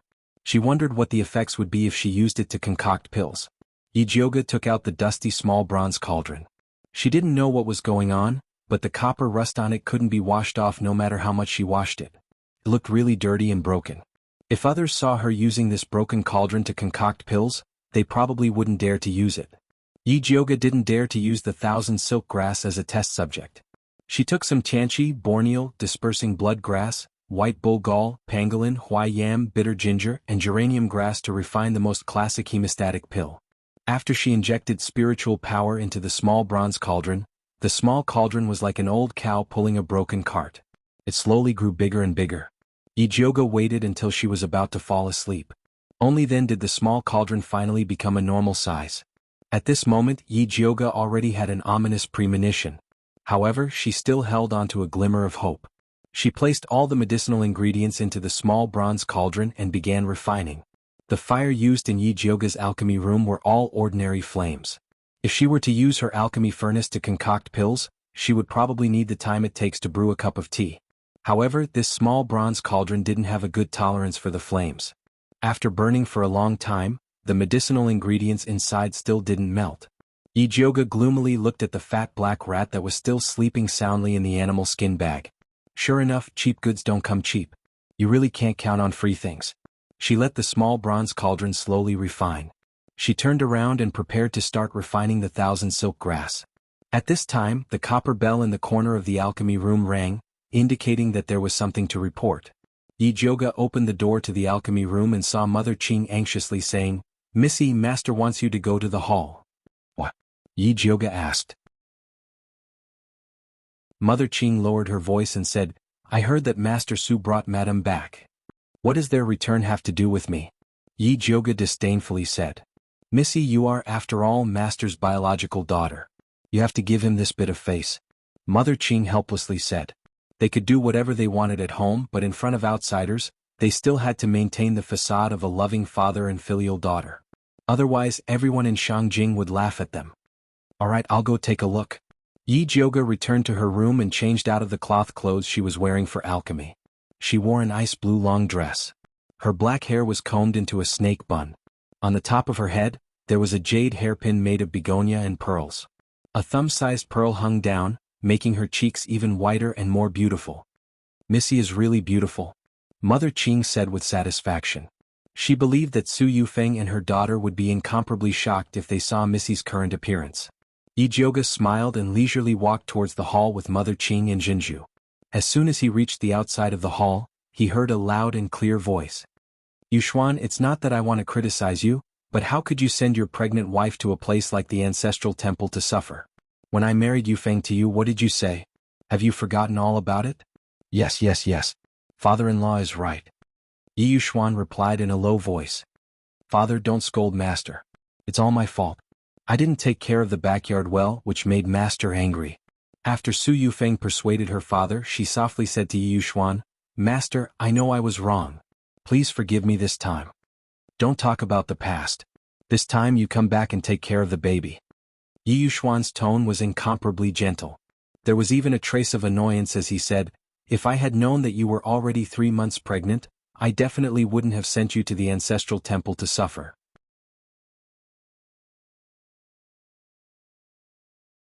Chapter 101. Su Yufeng was pregnant? Yi Jioge couldn't help but frown. This was out of her expectations. According to the time, Su Yufeng should have been pregnant before she went to the ancestral temple. Did she not know that she was pregnant, or did she hide in the ancestral temple on purpose? TSK to be able to endure for so long in the ancestral temple despite being pregnant last month, she was quite amazing. Eldest miss, what should we do? Mother Qing looked at Yi Jioge uneasily. She originally thought that even if Su Yufeng returned, Yi Yuxuan wouldn't treat her well. She didn't expect that she was actually pregnant. This way her weight would skyrocket and it would be difficult to use Yi Yuxuan to deal with her. It's fine. So what if she was pregnant? If she still didn't repent and continued to cause trouble, she would still take care of her. Yi Jioge gently stroked her hair, tidied up her appearance, and continued to walk towards the hall. Songbai saw Yi Jioge coming from afar and cleverly went to report, "Master, Madam, Elder Su, eldest miss is here. Let her in," Yi Yuxuan said in a dignified manner. "Yes." Songbai jogged out and smiled at Yi Jioge. "Eldest miss, please." Yi Jioge glanced at the lackey before walking into the hall. She saw Su Yufeng sitting in the first seat on the right. She wore a misty cloud-patterned satin dress, her cheeks were round, and her belly was slightly protruding. Being able to take care of herself so well after 3 months of pregnancy, it seemed that she didn't suffer much at the ancestral temple. Yi Shanshan sat next to Su Yufeng and held her hand tightly. She had lost a lot of weight after being grounded. Her chin was sharp, her eyes were big, and her waist was slender. Her white plum-patterned dress made her look even more delicate and pitiful. Yi Yuxuan was sitting in the first seat on the left with a straight face. A tall old man wearing a cyan robe sat in the first seat. His hair was pure white, his eyes were as big as copper bells, and his skin was dark. He looked very mighty. At this moment, he turned his head to ask Su Yufeng, "Who is this girl?" It seemed that he didn't recognize Yi Jioge at all. Su Yufeng couldn't hear her father's question at all. She looked at Yi Jioge in shock. She heard that Yi Jioge looked very similar to Yun Jiaojiao when he recovered his appearance. But she didn't expect it to reach this point. "Your daughter greets father and old master Su." Yi Jioge also bowed to great-grandfather Su on account of his age. She had the demeanor of a young lady from a noble family. "You're Yi Jioge?" Old master Su frowned. His impression of Yi Jioge was that of an ugly and wretched fool. How did she suddenly become a beauty? Yi Shanshan looked at Yi Jioge with jealousy and said in a neutral tone, "I didn't think that after not seeing you for a while, you would become a swan from a toad. Fourth sister, you flatter me. I didn't think that after father grounded you for so long, you still haven't changed your bad habit of speaking without thinking." Yi Jioge smiled indifferently. "Jioge, how can you talk to your little sister like that?" Su Yufeng completely forgot that she was in a sorry state when she was driven out of the Su family. She arrogantly reprimanded, "You don't have the least bit of family upbringing." "Madam is right. Jioge will definitely learn from you in the future. Next time you go to the ancestral shrine, you must remember to inform me in advance." Yi Jioge respectfully replied. Su Yufeng's face paled and her expression became incomparably ugly. "Grandfather, look at big sister." Mother only said one sentence to her and she retorted to mother like this. Yi Shanshan said to old master Su in a spoiled manner, "Second sister, what do you mean by that?" Yi Jioge pretended to be surprised and asked, "Could it be that it's wrong for me and madam to learn from family upbringing, or do you think it's wrong for us to go to the ancestral shrine?" Yi Shanshan was rendered speechless by Yi Jioge's words. "Alright Jioge, your mother just said one sentence to you. Don't talk back so easily." Yi Yuxuan put on the airs of a father. When Yi Jioge heard Yi Yuxuan say that Su Yufeng was her mother, the anger in her heart couldn't help but spew out. She could tolerate anything Yi Yuxuan said, but this was the only thing she couldn't tolerate. She looked at Yi Yuxuan and said word by word, "My mother's surname is Yun, not Su." "Forget it, old master. Jioge has grown up. It's normal for us to not be close. Please don't blame her." Su Yufeng's eyes were filled with tears. She bit her lips and looked delicate and pitiful. "Big sister, how can you treat mother like this? People always say that the grace of raising is greater than the grace of life. Mother raised you from a young age and always thinks of you when there's something good. Even I can't compare to her. Is this how you repay her? Do you still have a conscience? Yi Shanshan scolded.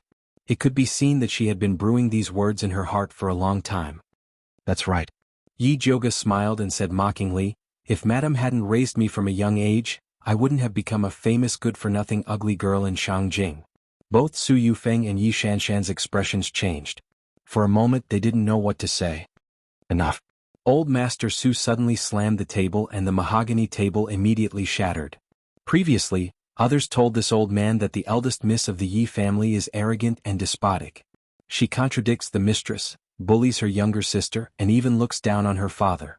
This old man didn't believe it at that time. Now that this old man has seen it with his own eyes, she really is a little hussy who doesn't know the rules. Old Master Su's voice was full of energy, causing everyone's ears to ring. Even the servants outside could hear it clearly. Him using a little hussy to describe Yi Jioga was no different from pointing at her and calling her a little slut. Old Master Su was being overbearing. Yi Jioga didn't plan on backing down. The corner of her mouth curled up and her cold voice rang out. Previously, others told me that old Master Su has a protective nature, inverts black and white and can't tell right from wrong. At that time I didn't believe it. Now that I've seen it with my own eyes, he really is a righteous old thing who bullies the younger generation. You. Old Master Su had been in Shangjing for so many years, but this was the first time he had been insulted by a junior. He was so angry that his entire body was trembling. Rebellious girl, how dare you speak to old Master Su like that? Hurry up and kneel. Yi Yuxuan slammed the table, looking even more agitated than old Master Su. Yi Jioga didn't say anything. She just stared straight at him, and a pair of beautiful eyes that resembled Yun Jiaojiao's shot out a blazing light. Yi Yuxuan felt guilty the moment he saw Yi Jioga's face. He couldn't help but shift his gaze away and dryly said to old Master Su, "Father-in-law, Jioga is young and insensible and offended you. Please don't take it to heart." "That's right, father, I beg you for my sake, let Jioga off this time." Su Yufeng also stood up and said with tears in her eyes, "Jioga lost her mother when she was young, so her personality is a little spoiled. She will be more sensible in the future."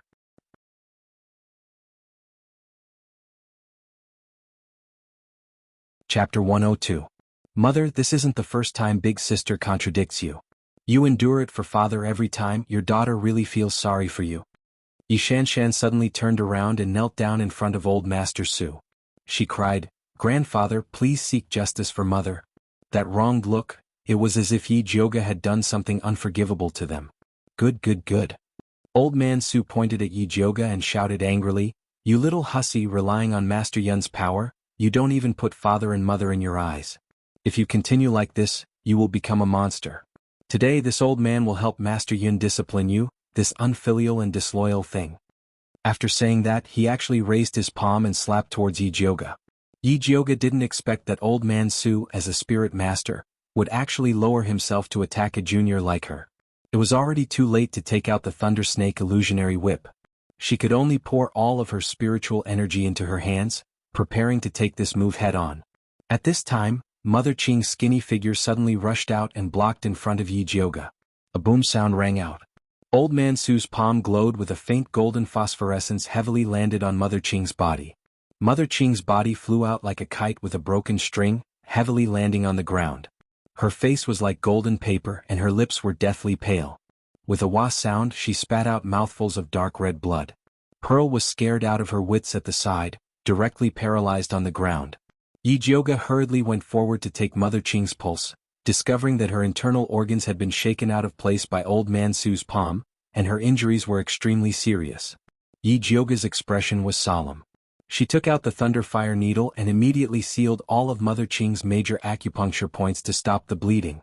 She also took out an essence-cultivating pill for her to barely stabilize her injuries. Humph, this old man finally knows why Yi Jioga, this little hussy, is so arrogant and willful.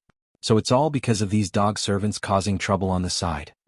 Old man Su originally wanted to teach Yi Jioga a lesson, but was blocked by an old servant, making him very indignant. Hearing this, Yi Jioga's pupils seemed to be on fire, shooting out rays of extreme hatred. She reached out her hand towards the Thunder Snake illusionary whip wrapped around her waist. "Miss, don't go." Mother Qing used all her strength to press Yi Jioga's hand. Her muddy old eyes were pleading, "Don't let this old servant suffer this palm for nothing." Yijioga's body trembled and tears of humiliation flashed in his eyes. In the end, he gritted his teeth and withdrew his hand. Mother Qing was right. I'm not old Master Su's opponent at all. It's not wise to go against him now. Just you wait, one day I will definitely make this rude and overbearing old fellow pay the price. Yijioga forcefully spat out the foul air in her stomach. She helped Mother Qing up and coldly said to Yushuan, "Father, your daughter knows her wrongs. Can you let me go now? It's good that you know your mistake. Go back." Yushuan knew that Yijioga regarded Mother Qing as his family.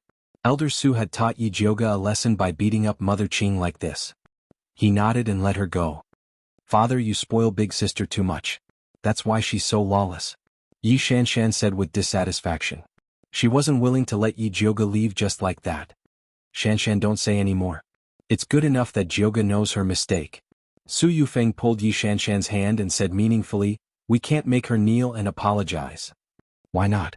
Every time I say something wrong and make father unhappy, you punish me to kneel and apologize to father. Why doesn't big sister need to kneel and apologize?" Yi Shanshan pouted and said to old Master Su coquettishly, "Grandfather, don't you think mother favors big sister too much?" Shanshan is right. How can a simple, "I know my mistake" be enough? It's better to make her kneel and apologize to Yufeng.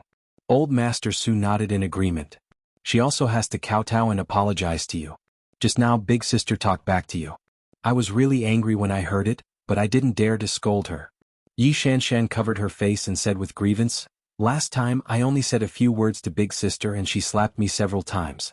My face is swollen. How dare she treat you like this?" Old Master Su's thick eyebrows immediately stood up and he said to Yi Yushuan fiercely, "It seems that this little bitch has to be taught a lesson. After she kowtows and admits her mistake to Yufeng, Shanshan, and the three of us, we'll take her down and beat her 50 times. Before old Master Su could finish, Yi Shanshan impatiently added, "Then slap her another 50 times. All right, slap her another 50 times. Treat it as a lesson to her." Old Master Su nodded as if it was a matter of course. "That's not good." Yi Yushuan looked left and right, feeling a little awkward. If it was the Yijioga of the past, he would have executed it without hesitation. However, he suddenly remembered how good Yun Jiaojiao was and couldn't bear to do it to Yijioga's face. "What is this? You're too soft-hearted. That's why you spoiled this little bitch to be so lawless." Old Master Su was a little impatient and directly said to the Su family's guards that he brought, "You guys do it yourself and bring this little bitch over here." Yes. The Su family's guards were loyal to old Master Su and immediately nodded without hesitation to carry out the order. Yi Yushuan frowned and wanted to stop the Su family's guards, but he was pulled back by Su Yufeng. "Old Master, father just came out of seclusion. Don't make him angry. You know his temper. If he gets angry, I'm afraid that even you will suffer," Su Yufeng said in a low voice. Yi Yushuan immediately stopped in his tracks. Old Master Su had a bad temper. When his temper flared up, he didn't dare to ignore it. It was very possible that he would do it to him. Yijioga looked at the Su family's guards that were rushing towards him and turned to Yi Yushuan and said, "Father, are you going to let the Su family's people act so presumptuously here? You were disrespectful to your elders first, that's why old master taught you a lesson." Yi Yushuan avoided Yijioga's gaze. "Old master, how can you treat eldest miss like this?" Mother Qing's hair was disheveled as she sternly shouted. In her own family's territory, she was forced to kowtow by the Su family's people and was even slapped. They were trying to trample eldest miss to death. "This old servant talks too much. Slap her 100 times first." Su Yufeng's eyes narrowed as a cold light shot out. Yes. The Su family's guards reached out to grab Mother Qing. Yijioga's eyes emitted a cold light as her body overflowed with killing intent. She flipped her hand and pulled out the Thunder Snake illusionary whip and injected all of her spiritual power into it. The Thunder Snake illusionary whip turned into a purple lightning snake. With a cold and fierce aura, it fiercely lashed towards the guards. Bang bang bang. Loud sounds rang out. The Su family's guards screamed as they were sent flying. When they landed on the ground, they spat out a few mouthfuls of blood along with pieces of their internal organs. Then they fell limply to the ground, no longer breathing.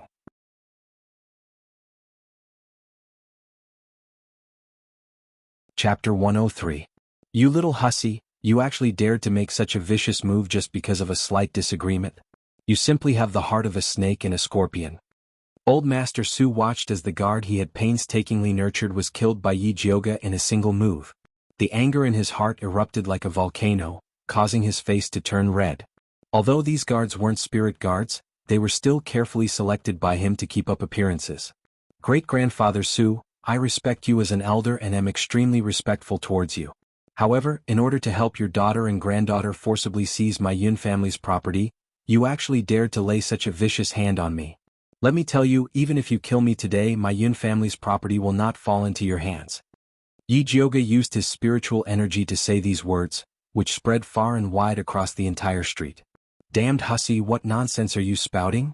Grandpa Su was so angry that his beard trembled. He pointed at Yi Jioga and scolded, how is my Su family not stronger than yours? Do I need to covet your Yun family's possessions? No matter how big your family's business is, can you leave it to your daughter or your granddaughter? Yi Jioga sneered and said, killing me is not enough. If you have the ability, then kill my father as well. This way your Su family can legitimately come and seize our family property. Not only did Yi Jioga want to kill great-grandfather Su, but he also wanted to ruin the old man's reputation. Damned hussy, I'll smash your mouth. Let's see if you still dare to talk nonsense. Old Master Su flew into a rage. In the next second he appeared in front of Yi Jioga and attacked her with a golden palm. Yi Jioga swung the lightning snake illusionary whip in his hand, and a purple whip shadow tore through the air towards Old Master Su. Old Master Su neither dodged nor gave way. He raised his hand and wrapped it around the head of the lightning snake mirage whip. A golden light followed the whip and blasted towards Yi Jioga. Yi Jioga felt as if the hand holding the whip had been struck by a heavy hammer. The web between his thumb and forefinger went numb, and the whip was snatched away by Old Master Su. Old Master Su was very satisfied with this spiritual weapon, but he said righteously, this spiritual whip is a lethal weapon in your hands. You are not worthy of using it. As he spoke, he raised his palm and slapped Yi Jioga's face. This time he used 50% of his strength. If this palm really landed on Yi Jioga's face, his face would immediately be crippled. A furious red light flashed in Yi Jioga's eyes. The thunderfire needle slipped from her sleeve and was pinched between her slender white fingers. She was about to stab it into Old Master Su's heart. At this moment, a thunderous clap suddenly came from behind Old Master Su. Old Master Su's eyes widened, and he immediately countered with a palm strike towards the ambusher. That person suddenly stopped and said mockingly, Old Man Su, you're an old man with half your body buried in the earth. How dare you attack a little girl? Do you have any shame? Old Master Su seemed to recognize this voice, and his hands immediately stopped moving. The red light in Yi Jioga's eyes flickered as he quickly withdrew the thunderfire needle. She turned her head to look at the door and saw Dongfang Ke entering in a wheelchair. His deep, dark eyes were looking at her worriedly. Beside him was a spirit master. He was tall and thin and his eyes were deep. His temperament was like a tall mountain. This man was handsome and his brows showed the vicissitudes of life. There was a very special attraction about him. He was probably the one who stopped Old Master Su. Gong Shifan, why are you here? Old Master Su frowned as he looked at the handsome man. When Yi Jioga heard the name Gong Shifan, she was instantly shocked. Could this man be from the Gong family of 100 Mu City? 100 Mu City was a spirit city, and its status was much higher than Thunder Country. The current master of the Gong family was said to be an advanced spirit master. He was only one step away from becoming a great spirit master. It was no wonder that Old Master Su didn't dare to fall out with the Gong family. Last time, Pill Master Yi refined pills for my nephew. My big brother was very grateful and specially requested that if I passed by Shangjing, I should go and thank you. Gong Shifan smiled faintly. Master Gong is too polite. Yi Yuxuan hurriedly walked out. He felt very proud to be personally visited by a spirit master. He didn't expect Gong Shifan to change the topic and said with a smile that wasn't a smile, I didn't expect to see such a good show. Yi Yuxuan instantly felt a little awkward. His father-in-law was shouting at his ex-wife's daughter in his mansion, and he just stood there without saying a word. If this spread out, it would indeed damage his reputation. What's there to see? This little wench is disobedient. What's wrong with me teaching her a lesson on behalf of her father and grandfather? As for you, you are an outsider.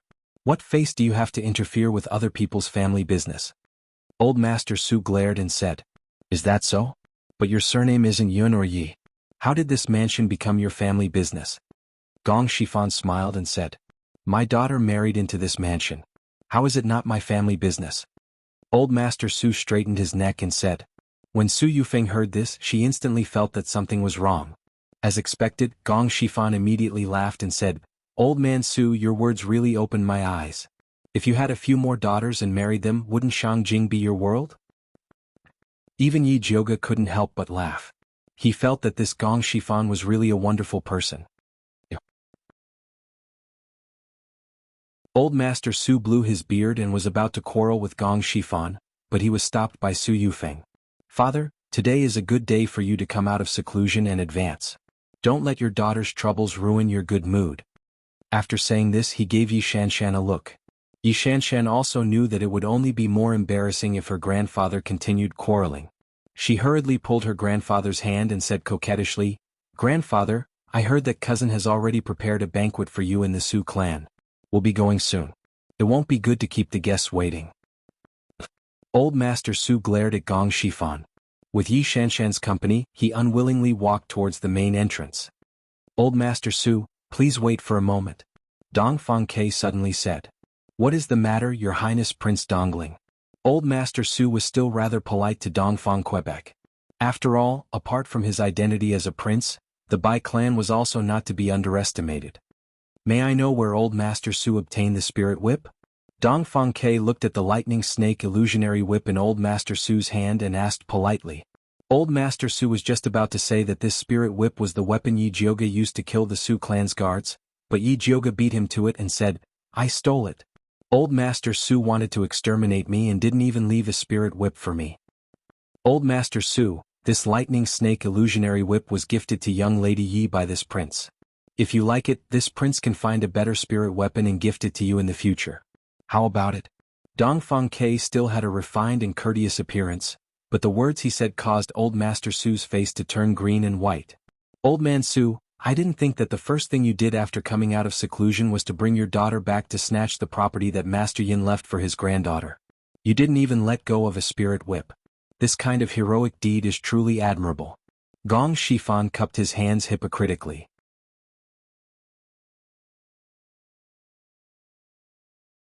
Chapter 104. Old Master Su was so angry that his face turned red. He felt that he had lost all face. He didn't dare to fight Gong Shifan, so he could only throw the Thunder Snake illusionary whip at Yi Jioga's feet and scolded him fiercely, Little wench, remember this. After that, he shook off Yi Shanshan's hand and turned to leave. Grandpa, wait for me. Yi Shanshan hurriedly chased after him. Yi Jioga smirked and squatted down to pick up the Thunder Snake illusionary whip. Then he dipped it in some blood and wrote a line of words on the Su family guards' corpses. Then he threw their corpses towards the nearby houses. Jioga, what are you doing?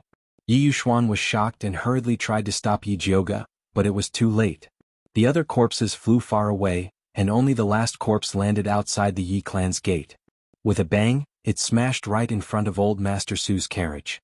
Old Master Su leaned forward to take a look and felt his vision darken. He was so angry that he almost fainted. There was a line of words written on the corpse of his loyal guard. Robbing another's family business, ending his line of descendants, he shall die a horrible death. Grandpa, are you okay? Yi Shanshan was shocked and quickly patted his chest to help him breathe. Old Master Su caught his breath and was so angry that his eyes turned red. He was about to rush into the Yi clan to settle the score with Yi Jioga. Grandfather, forget it, forget it. We'll have plenty of chances to deal with her in the future. Why do we have to do it in front of the Gong family and His Highness Prince Dongling? Yi Shanshan held on tightly to Grandfather Su. When they closed the door, they could deal with Yi Jioga however they wanted. But now that the Gong family and Prince Dongling were both at home, it wouldn't be good for Grandfather to go in.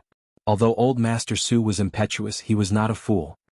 He knew in his heart that his granddaughter was right. It was already known that he had attacked Yi Jioga today. With Gong Shifan's personality, he would definitely spread his scandal everywhere. It was indeed inappropriate for him to kill his way back now. Old Master Su's chest heaved violently. He finally suppressed the anger in his heart and fiercely ordered the carriage driver, "Go!" "What do we do with the corpse?" the driver asked cautiously with a pale face. He didn't expect that the guards who were valiantly following Old Master Su would be sent flying out of the Yi family like this. "Take him away." Great-grandfather Su squeezed out these two words through gritted teeth. The coachman immediately carried the guard's body up. He didn't dare to put it in the carriage, so he could only wrap it up in cloth and put it under his seat. Just like that, he rushed back to the Su residence. Su Junqing was currently receiving the distinguished guests who had come to congratulate Old Man Su on his advancement. When he heard that Old Man Su had returned, he immediately went out to welcome him. He did not expect to smell a faint smell of blood coming from the carriage from afar. He looked up and found that none of the guards who had followed Old Master Su out this morning were there. Only the Su family's carriage came back alone. He hurriedly went up to greet them, only to see Old Master Su jump down from the carriage with a black face, and Yi Shanshan also had a look of misfortune. What's going on? Su Junqing suddenly had a bad feeling. Didn't he say that he was going to settle the score with Yi Yuxuan and Yi Jioga? Why did he look like he had been bullied? Great-grandfather Su didn't want to lose face in front of his beloved grandson, so he waved his sleeves and entered the house. Yi Shanshan moved to Su Junqing's side and told him what had happened at the Yi family. Dong Fengke brought the Gong family to save Yi Jioga? Su Junqing couldn't help but frown. Even the Gong family of Baimu City was involved. This was going to be troublesome. That's right. Yi Shanshan thought of Yi Jioga's true beauty and said jealously, I don't know what kind of seductive methods she used to make Dong Fengke so infatuated with her. Dong Fengke was once the dream lover of many noble ladies in Shangjing. Although a disaster had caused him to be unable to walk, his cultivation was still there, and he had the Bai family backing him up. He wasn't much worse than the crown prince. Oh right, where did those guards go? Su Junqing asked again. Dead. Yi Shanshan swallowed her saliva and thought of Yi Jioga's ruthlessness in killing people. Dead? How did they die? Where's their corpse? Su Junqing fired off a barrage of questions. They were whipped to death by Yi Jioga. Yi Shanshan told him what had happened. That spirit whip was really powerful. It would be great if grandfather could snatch it and give it to her. When Su Junqing heard that the guards' corpses were written in blood and thrown around, his eyebrows jumped. He said to Yi Shanshan, hurry back and tell uncle to find the corpses of those guards and bring them back. The news of grandfather causing a ruckus in the Yi family would quickly spread throughout Shangjing. He had to minimize his losses. Today grandfather advanced. Mother told me to accompany him. Yi Shanshan pouted. Today was a big day for the Su family. All the famous people in Shangjing would come to participate. She had been grounded for so long. She wanted to show her face at such a big event. She didn't want to go back. Grandfather hasn't been humiliated enough by you guys. Do you still want to stay and make him angry? Su Junqing said with a sunken face. He originally didn't agree to grandfather bringing Su Yufeng back to cause trouble. He knew that a lot of people were watching Yi Jioga. It wasn't a wise move for grandfather to get involved at this time. However, he was impatient. After hearing Su Yufeng's tearful complaints, he anxiously ran away. He didn't expect to suffer such a big loss. It's not like I harmed him. Yi Shanshan muttered. If you want to blame someone, blame Yi Jioga. Why did you have to blame her? You still dare to talk nonsense? Why aren't you going? Su Junqing's face was frighteningly gloomy.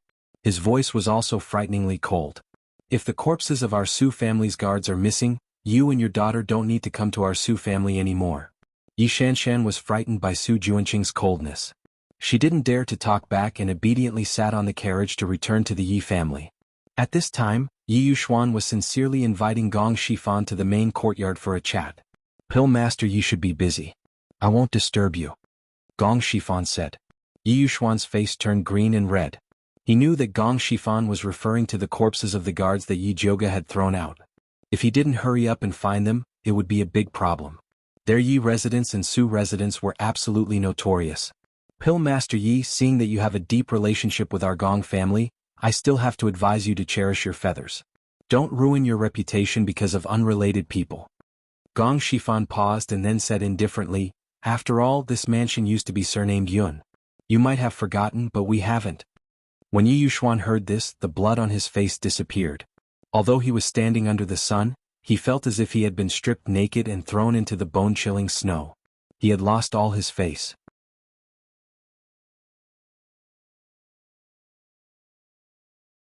Chapter 105. Su Yufeng saw that the situation wasn't right.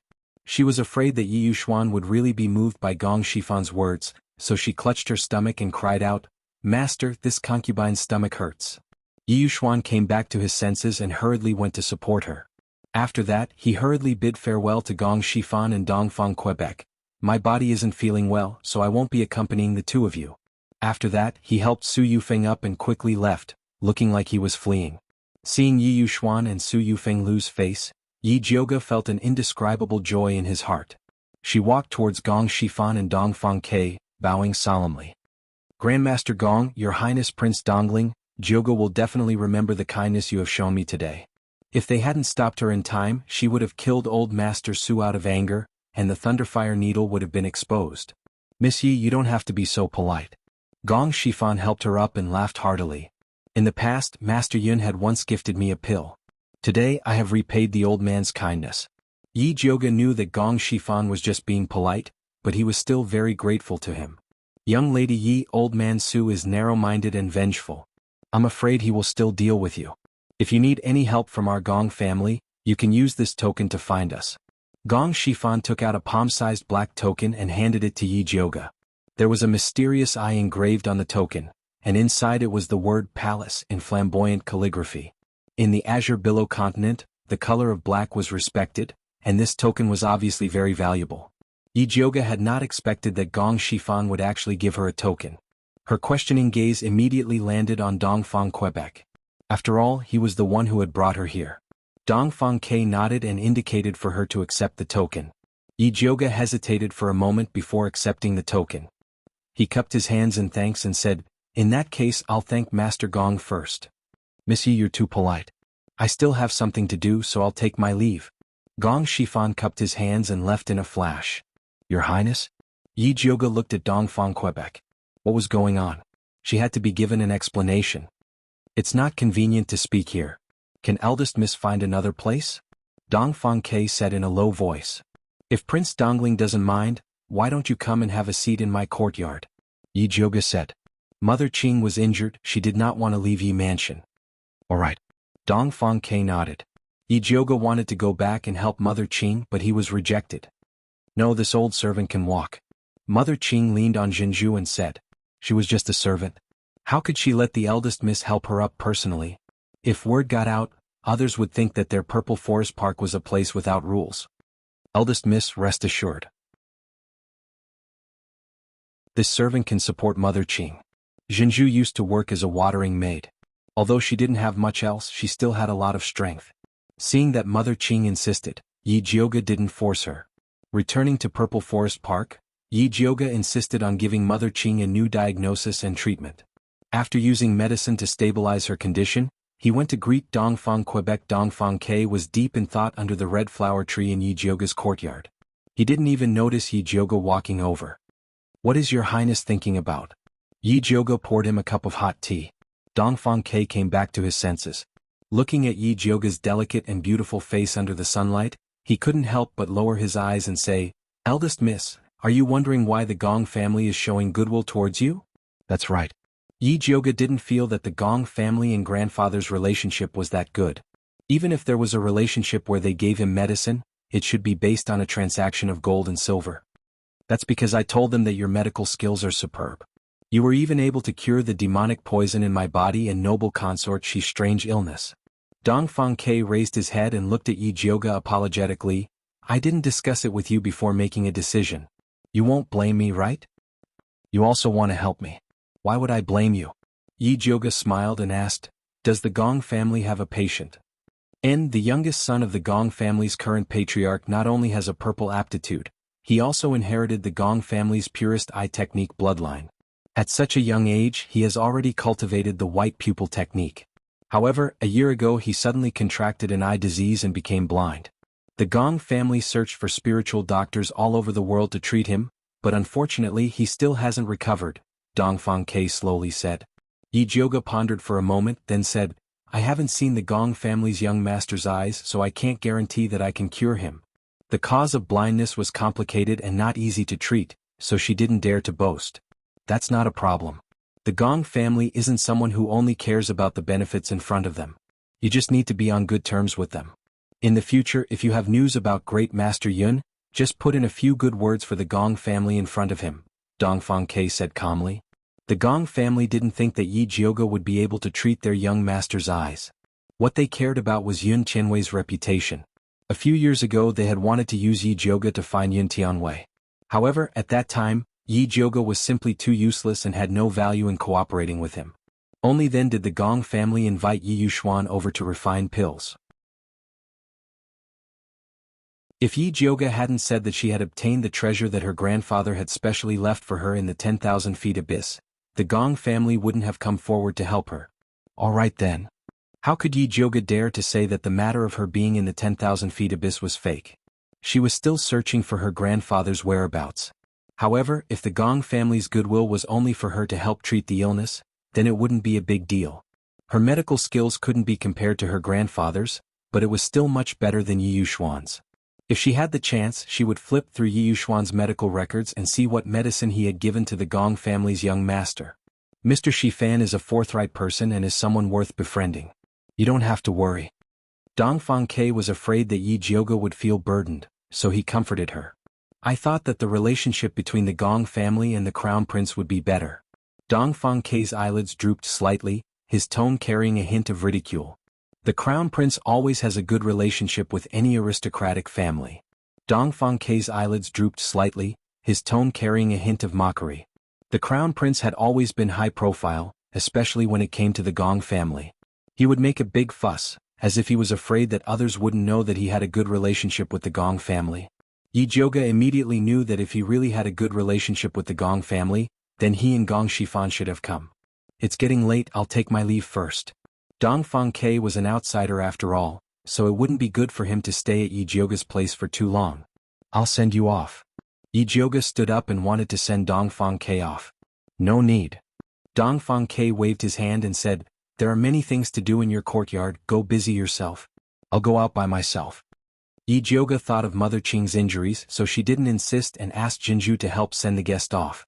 When she returned to Mother Qing's room, she saw Mother Qing propping herself up and anxiously saying, young miss, why aren't you sending His Highness Prince Dongling off?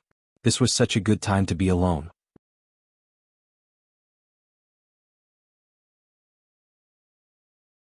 Chapter 106. His Highness doesn't allow me to send you off. Also, I'm worried about you.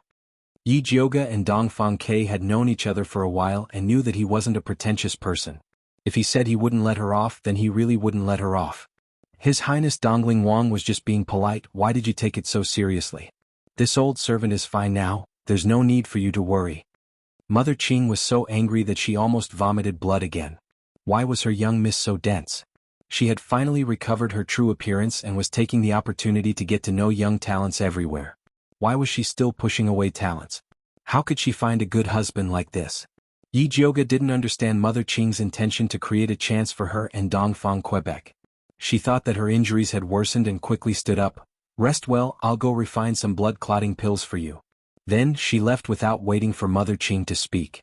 Yi Jioga arrived at the pill refining room and saw the pill fire under the bronze cauldron slowly extinguishing.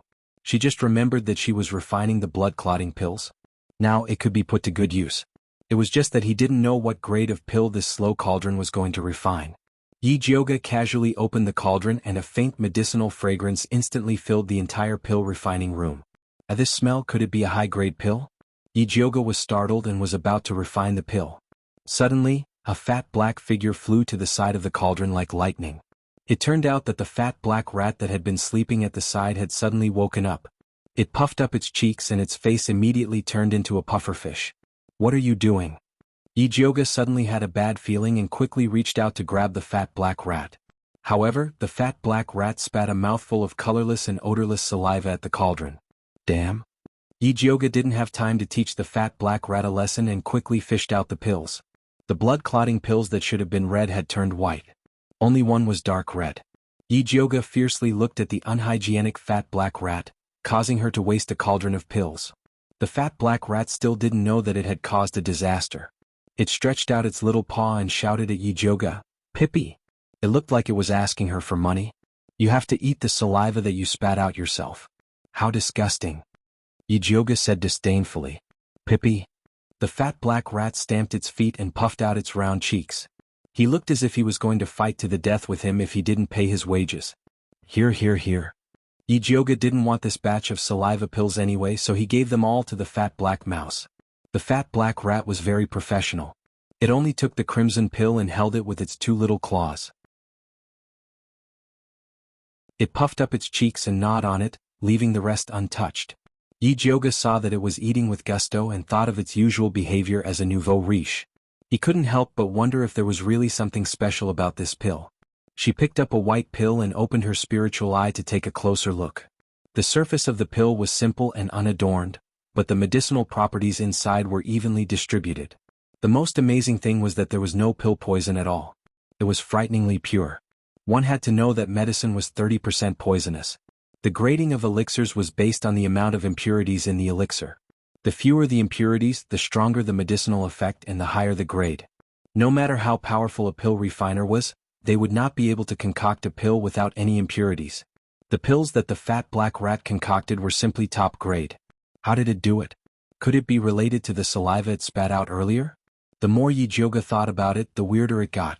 Seeing that there was still a bit of crimson pill left in the fat black rat's claws, he immediately snatched it over. Pippi.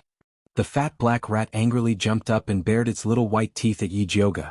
You dare to snatch this lord's pills? Be careful that this lord will bite you to death. I'm just taking a look. I'll return it to you later. Yijioga carefully examined the crimson pill and realized that this pill was the complete opposite of the white pill. It was completely made up of pill poison, and it was not an exaggeration to call it a poison pill. It seemed like all the impurities in the previous batch of pills were concentrated on this pill. Could it be that this little fella was a rare divine beast? Yijioga looked at the poison pill and then looked at the stupid fat black rat. No matter how he looked at it, he couldn't link it to a divine beast. Pippi. The fat black rat stretched out its meaty claws and looked as if it wanted to quickly return it to this lord. Yijioga really couldn't figure anything out and could only return the pill to it. The fat black rat took back the pill and slipped behind the table. While gnawing, it peeked at Yijioga as if it was worried that she would snatch its food. Yijioga gave it a supercilious look and then put away the rest of the blood-clotting pill. Although Mother Qing's injuries had stabilized, the injuries to her internal organs could not be healed immediately. It would take a long time to recuperate. When Yijioga came in, Mother Qing had just coughed up blood on her handkerchief. When she saw Yijioga come in, she quickly put away her handkerchief and said with a smile, I just spat out another mouthful of extravasated blood. My chest feels much more comfortable. You still feel comfortable after spitting out blood? Yijioga knew that Mother Qing was definitely comforting her. Grandpa Su's palm was so heavy and she was so old. How could she be fine? It's nothing. I'll be fine in 2 days. Mother Qing shook her head and said, I just refined a batch of blood-clotting pills. You can try one. Yijioga took out a jade bottle and poured out a milky white blood-clotting pill. I'm already fine. Why would I need to eat pills? Eldest miss, you can keep it for yourself. By the way, Lord Bai and Lord Wan often travel outside. What they need the most is this kind of pill. If you send it to them, they will definitely be very happy. Mother Qing felt that since she was staying in the courtyard and did not go out, she could slowly recuperate from her injuries. Eating pills was too wasteful. Yijioga knew that Mother Qing always felt that a servant like her did not deserve to eat good pills. She was very stubborn on this matter. So he changed his words, this batch of pills is a new formula that I developed. I don't know how effective it is. So, I want you to help me test the efficacy. Test the efficacy? Okay. Mother Qing immediately nodded her head in agreement. Yijioga was afraid that the efficacy was not enough. So he directly gave her 2 pills. Mother Qing swallowed it without hesitation. She suddenly felt 2 clear springs rising from her dantian. The originally dull pain in her internal organs was so comfortable that it did not hurt at all. Eldest miss, the pills that you refined are too powerful. Mother Qing was old and had suffered countless injuries. So, she was very clear that she would have to lie in bed for at least 1 or 2 months. But she did not expect that after eating 2 pills from Eldest Miss, she would actually be fine. It was even more powerful than the best quality blood-clotting pills sold in pharmacies. As long as it's effective.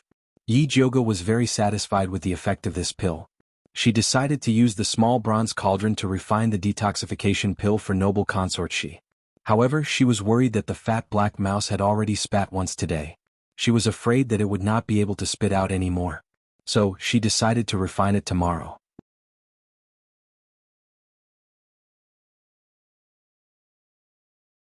Chapter 107. After dinner, Yijioga sat on the chair and began to think about things.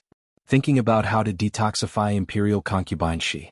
thinking about whether the news of Nurse Sue's death had spread, thinking about the young master of the Gong family who had an eye disease. At this time, Pearl came over with a cup of freshly brewed rose tea and said softly, "Eldest miss, drink tea." Although Mother Qing had recovered after taking the hemostasis pill, Yi Jioga still asked her to continue to rest in bed and recuperate, so Pearl went into the room to serve. Yi Jioga took a sip of the rose tea and asked, "What are Master and Madam doing now? I heard that Master sent a lot of guards to go door to door to find the corpses of the guards of the Su family. Now 5 have been taken back and the last one can't be found. Madam is so anxious that she can't even eat," Pearl said with a smile. When the people of Purple Forest Park heard that the people of Ink Garden were not living well, they felt indescribably happy. Yi Jioga's mouth hooked up, showing a satisfied smile. This was the effect she wanted. She thought that this was enough to damage the face of the Su family and Yi Yuxuan, but she didn't know that Wan Ziang still had a surprise waiting for her.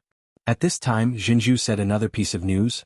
"By the way, eldest miss, this servant heard from a maid in the sprinkling courtyard that the garbage collected from our courtyard has been turned into a mess recently.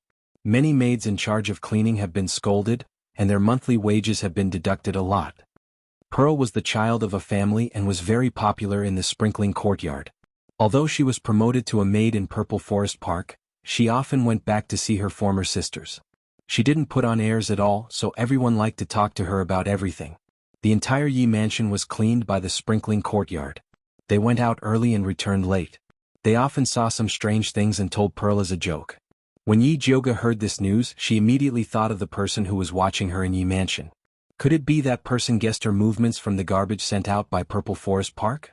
Yi Jioga pondered for a moment and ordered Pearl, "Go to the sprinkling courtyard and ask when the garbage has been turned over and if anyone has turned it recently." "I know."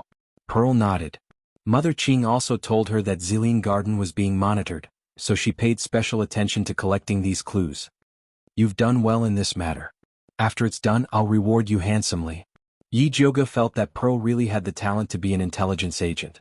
It was a pity that she was just a mortal and didn't have spiritual roots. Otherwise he could have nurtured her well. "Thank you, young Mississippi," Pearl smiled happily. The reward was not the most important thing. The most important thing was that the first miss did not conceal her appreciation, which made her feel that she was an unusual maidservant. "All right, if there's nothing else, you can go now." Yi Jioga looked at the dark sky outside the window and decided to go out for a stroll. "Yes." Pearl retreated tactfully. Yi Jioga returned to the inner room and changed into his night clothes. Like a ghost, he evaded the patrolling guards in the manor and sneaked into Yi Yuxuan's study to search for the place where he hid the medical records. At this moment, Zishang's lazy voice rang out, "Left corner. You're awake?" Yi Jioga immediately straightened up. Zishang had just woken up and was using the soul contract to secretly read Yi Jioga's memories so that he could understand what had happened while he was away. He just happened to read that Yi Jioga wanted to find Yi Yuxuan's medical records, so he casually gave her some pointers. Although Yi Jioga had a lot of questions to ask Zishang, she knew that now was not the time. She followed Zishang's pointers and walked around the left corner. Sure enough, she found a secret compartment under a floor tile. There was a large brown book and a small red booklet inside. The large booklet recorded Yi Yuxuan's connections. The small booklet recorded his most important clients. The medical record of Gong family's young master, Gong Baiyu, was in it. Yi Jioga carefully flipped through the case and found that Gong Baiyu's illness was indeed very strange. No, it should be said that he had no illness at all. Aside from being unable to see, he didn't feel any discomfort. His pulse was also very healthy and strong, and there were no signs before he lost his sight. This kind of illness without any evidence was the most difficult to treat.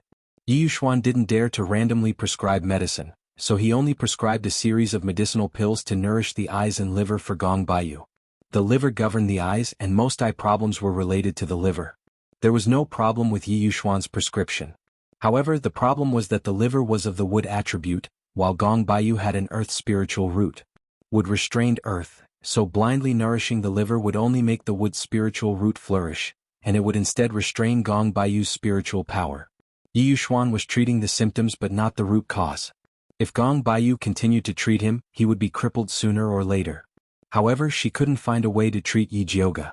Moreover, Yi Yuxuan was a 5th-rank alchemist while she was only a 2nd rank. Even if she told the Gong family that Yi Yuxuan treated him incorrectly, they might not believe her. This matter still needed to be planned slowly. Fortunately, Yi Yuxuan didn't dare to use too much medicine, so Gong Baiyu wouldn't have any problems for a while. There was still a lot of time for her to consider. After Yi Jioga put the booklet back into the secret compartment, she quietly returned to Purple Forest Park.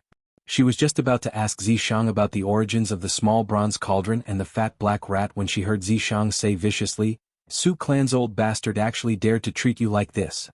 So he had already read the memories of old Master Su taking advantage of his position to bully others. What made him even more furious was that it was Dong Fangke who brought people to help Yi Jioga. What's the point of saying all this now? Yi Jioga rolled her eyes, showing disdain towards Zishang's belated actions. Why is it useless? Zishang's voice was gentle, but it was filled with killing intent. The temperature of the entire courtyard instantly dropped. What do you want to do? Yi Jioga suddenly had a bad feeling in her heart. Naturally, I want to help you take revenge. Zishang's tone was cold, and his killing intent was everywhere. Old Man Su is a spirit master, he isn't that easy to deal with. Yi Jioga frowned. This was the human race's territory. If Zishang accidentally exposed himself, it would be troublesome. You don't need to worry about this.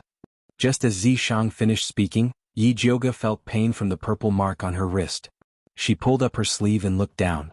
She discovered that the purple mark seemed to be on fire, and a snake-shaped purple light shot towards the Su clan. Zishang, don't do anything rash. Yi Jioga yelled in exasperation. Old Master Su was considered to have some status in Shangjing. If something really happened, the Su clan definitely wouldn't let it go. What if they found out that it was her? Don't worry, this sovereign won't kill him. Zishang said calmly. Then what do you plan to do? Yi Jioga couldn't be at ease without asking clearly. You'll know tomorrow? Zishang's voice gradually sank, as if he had gone into hibernation again. Yi Jioga was about to vomit blood. This unreliable demon snake, why did it always cause trouble for her before it went into hibernation? You're tuning in to the Han Li's Wuxia Chronicles YouTube channel. We're so grateful for your support, and don't forget to subscribe to join us on this incredible journey through captivating stories. Your generosity through donations truly makes a world of difference, as it's the primary source of revenue that allows me to expand and enhance this channel for you. Thank you from the bottom of my heart for being a part of this adventure.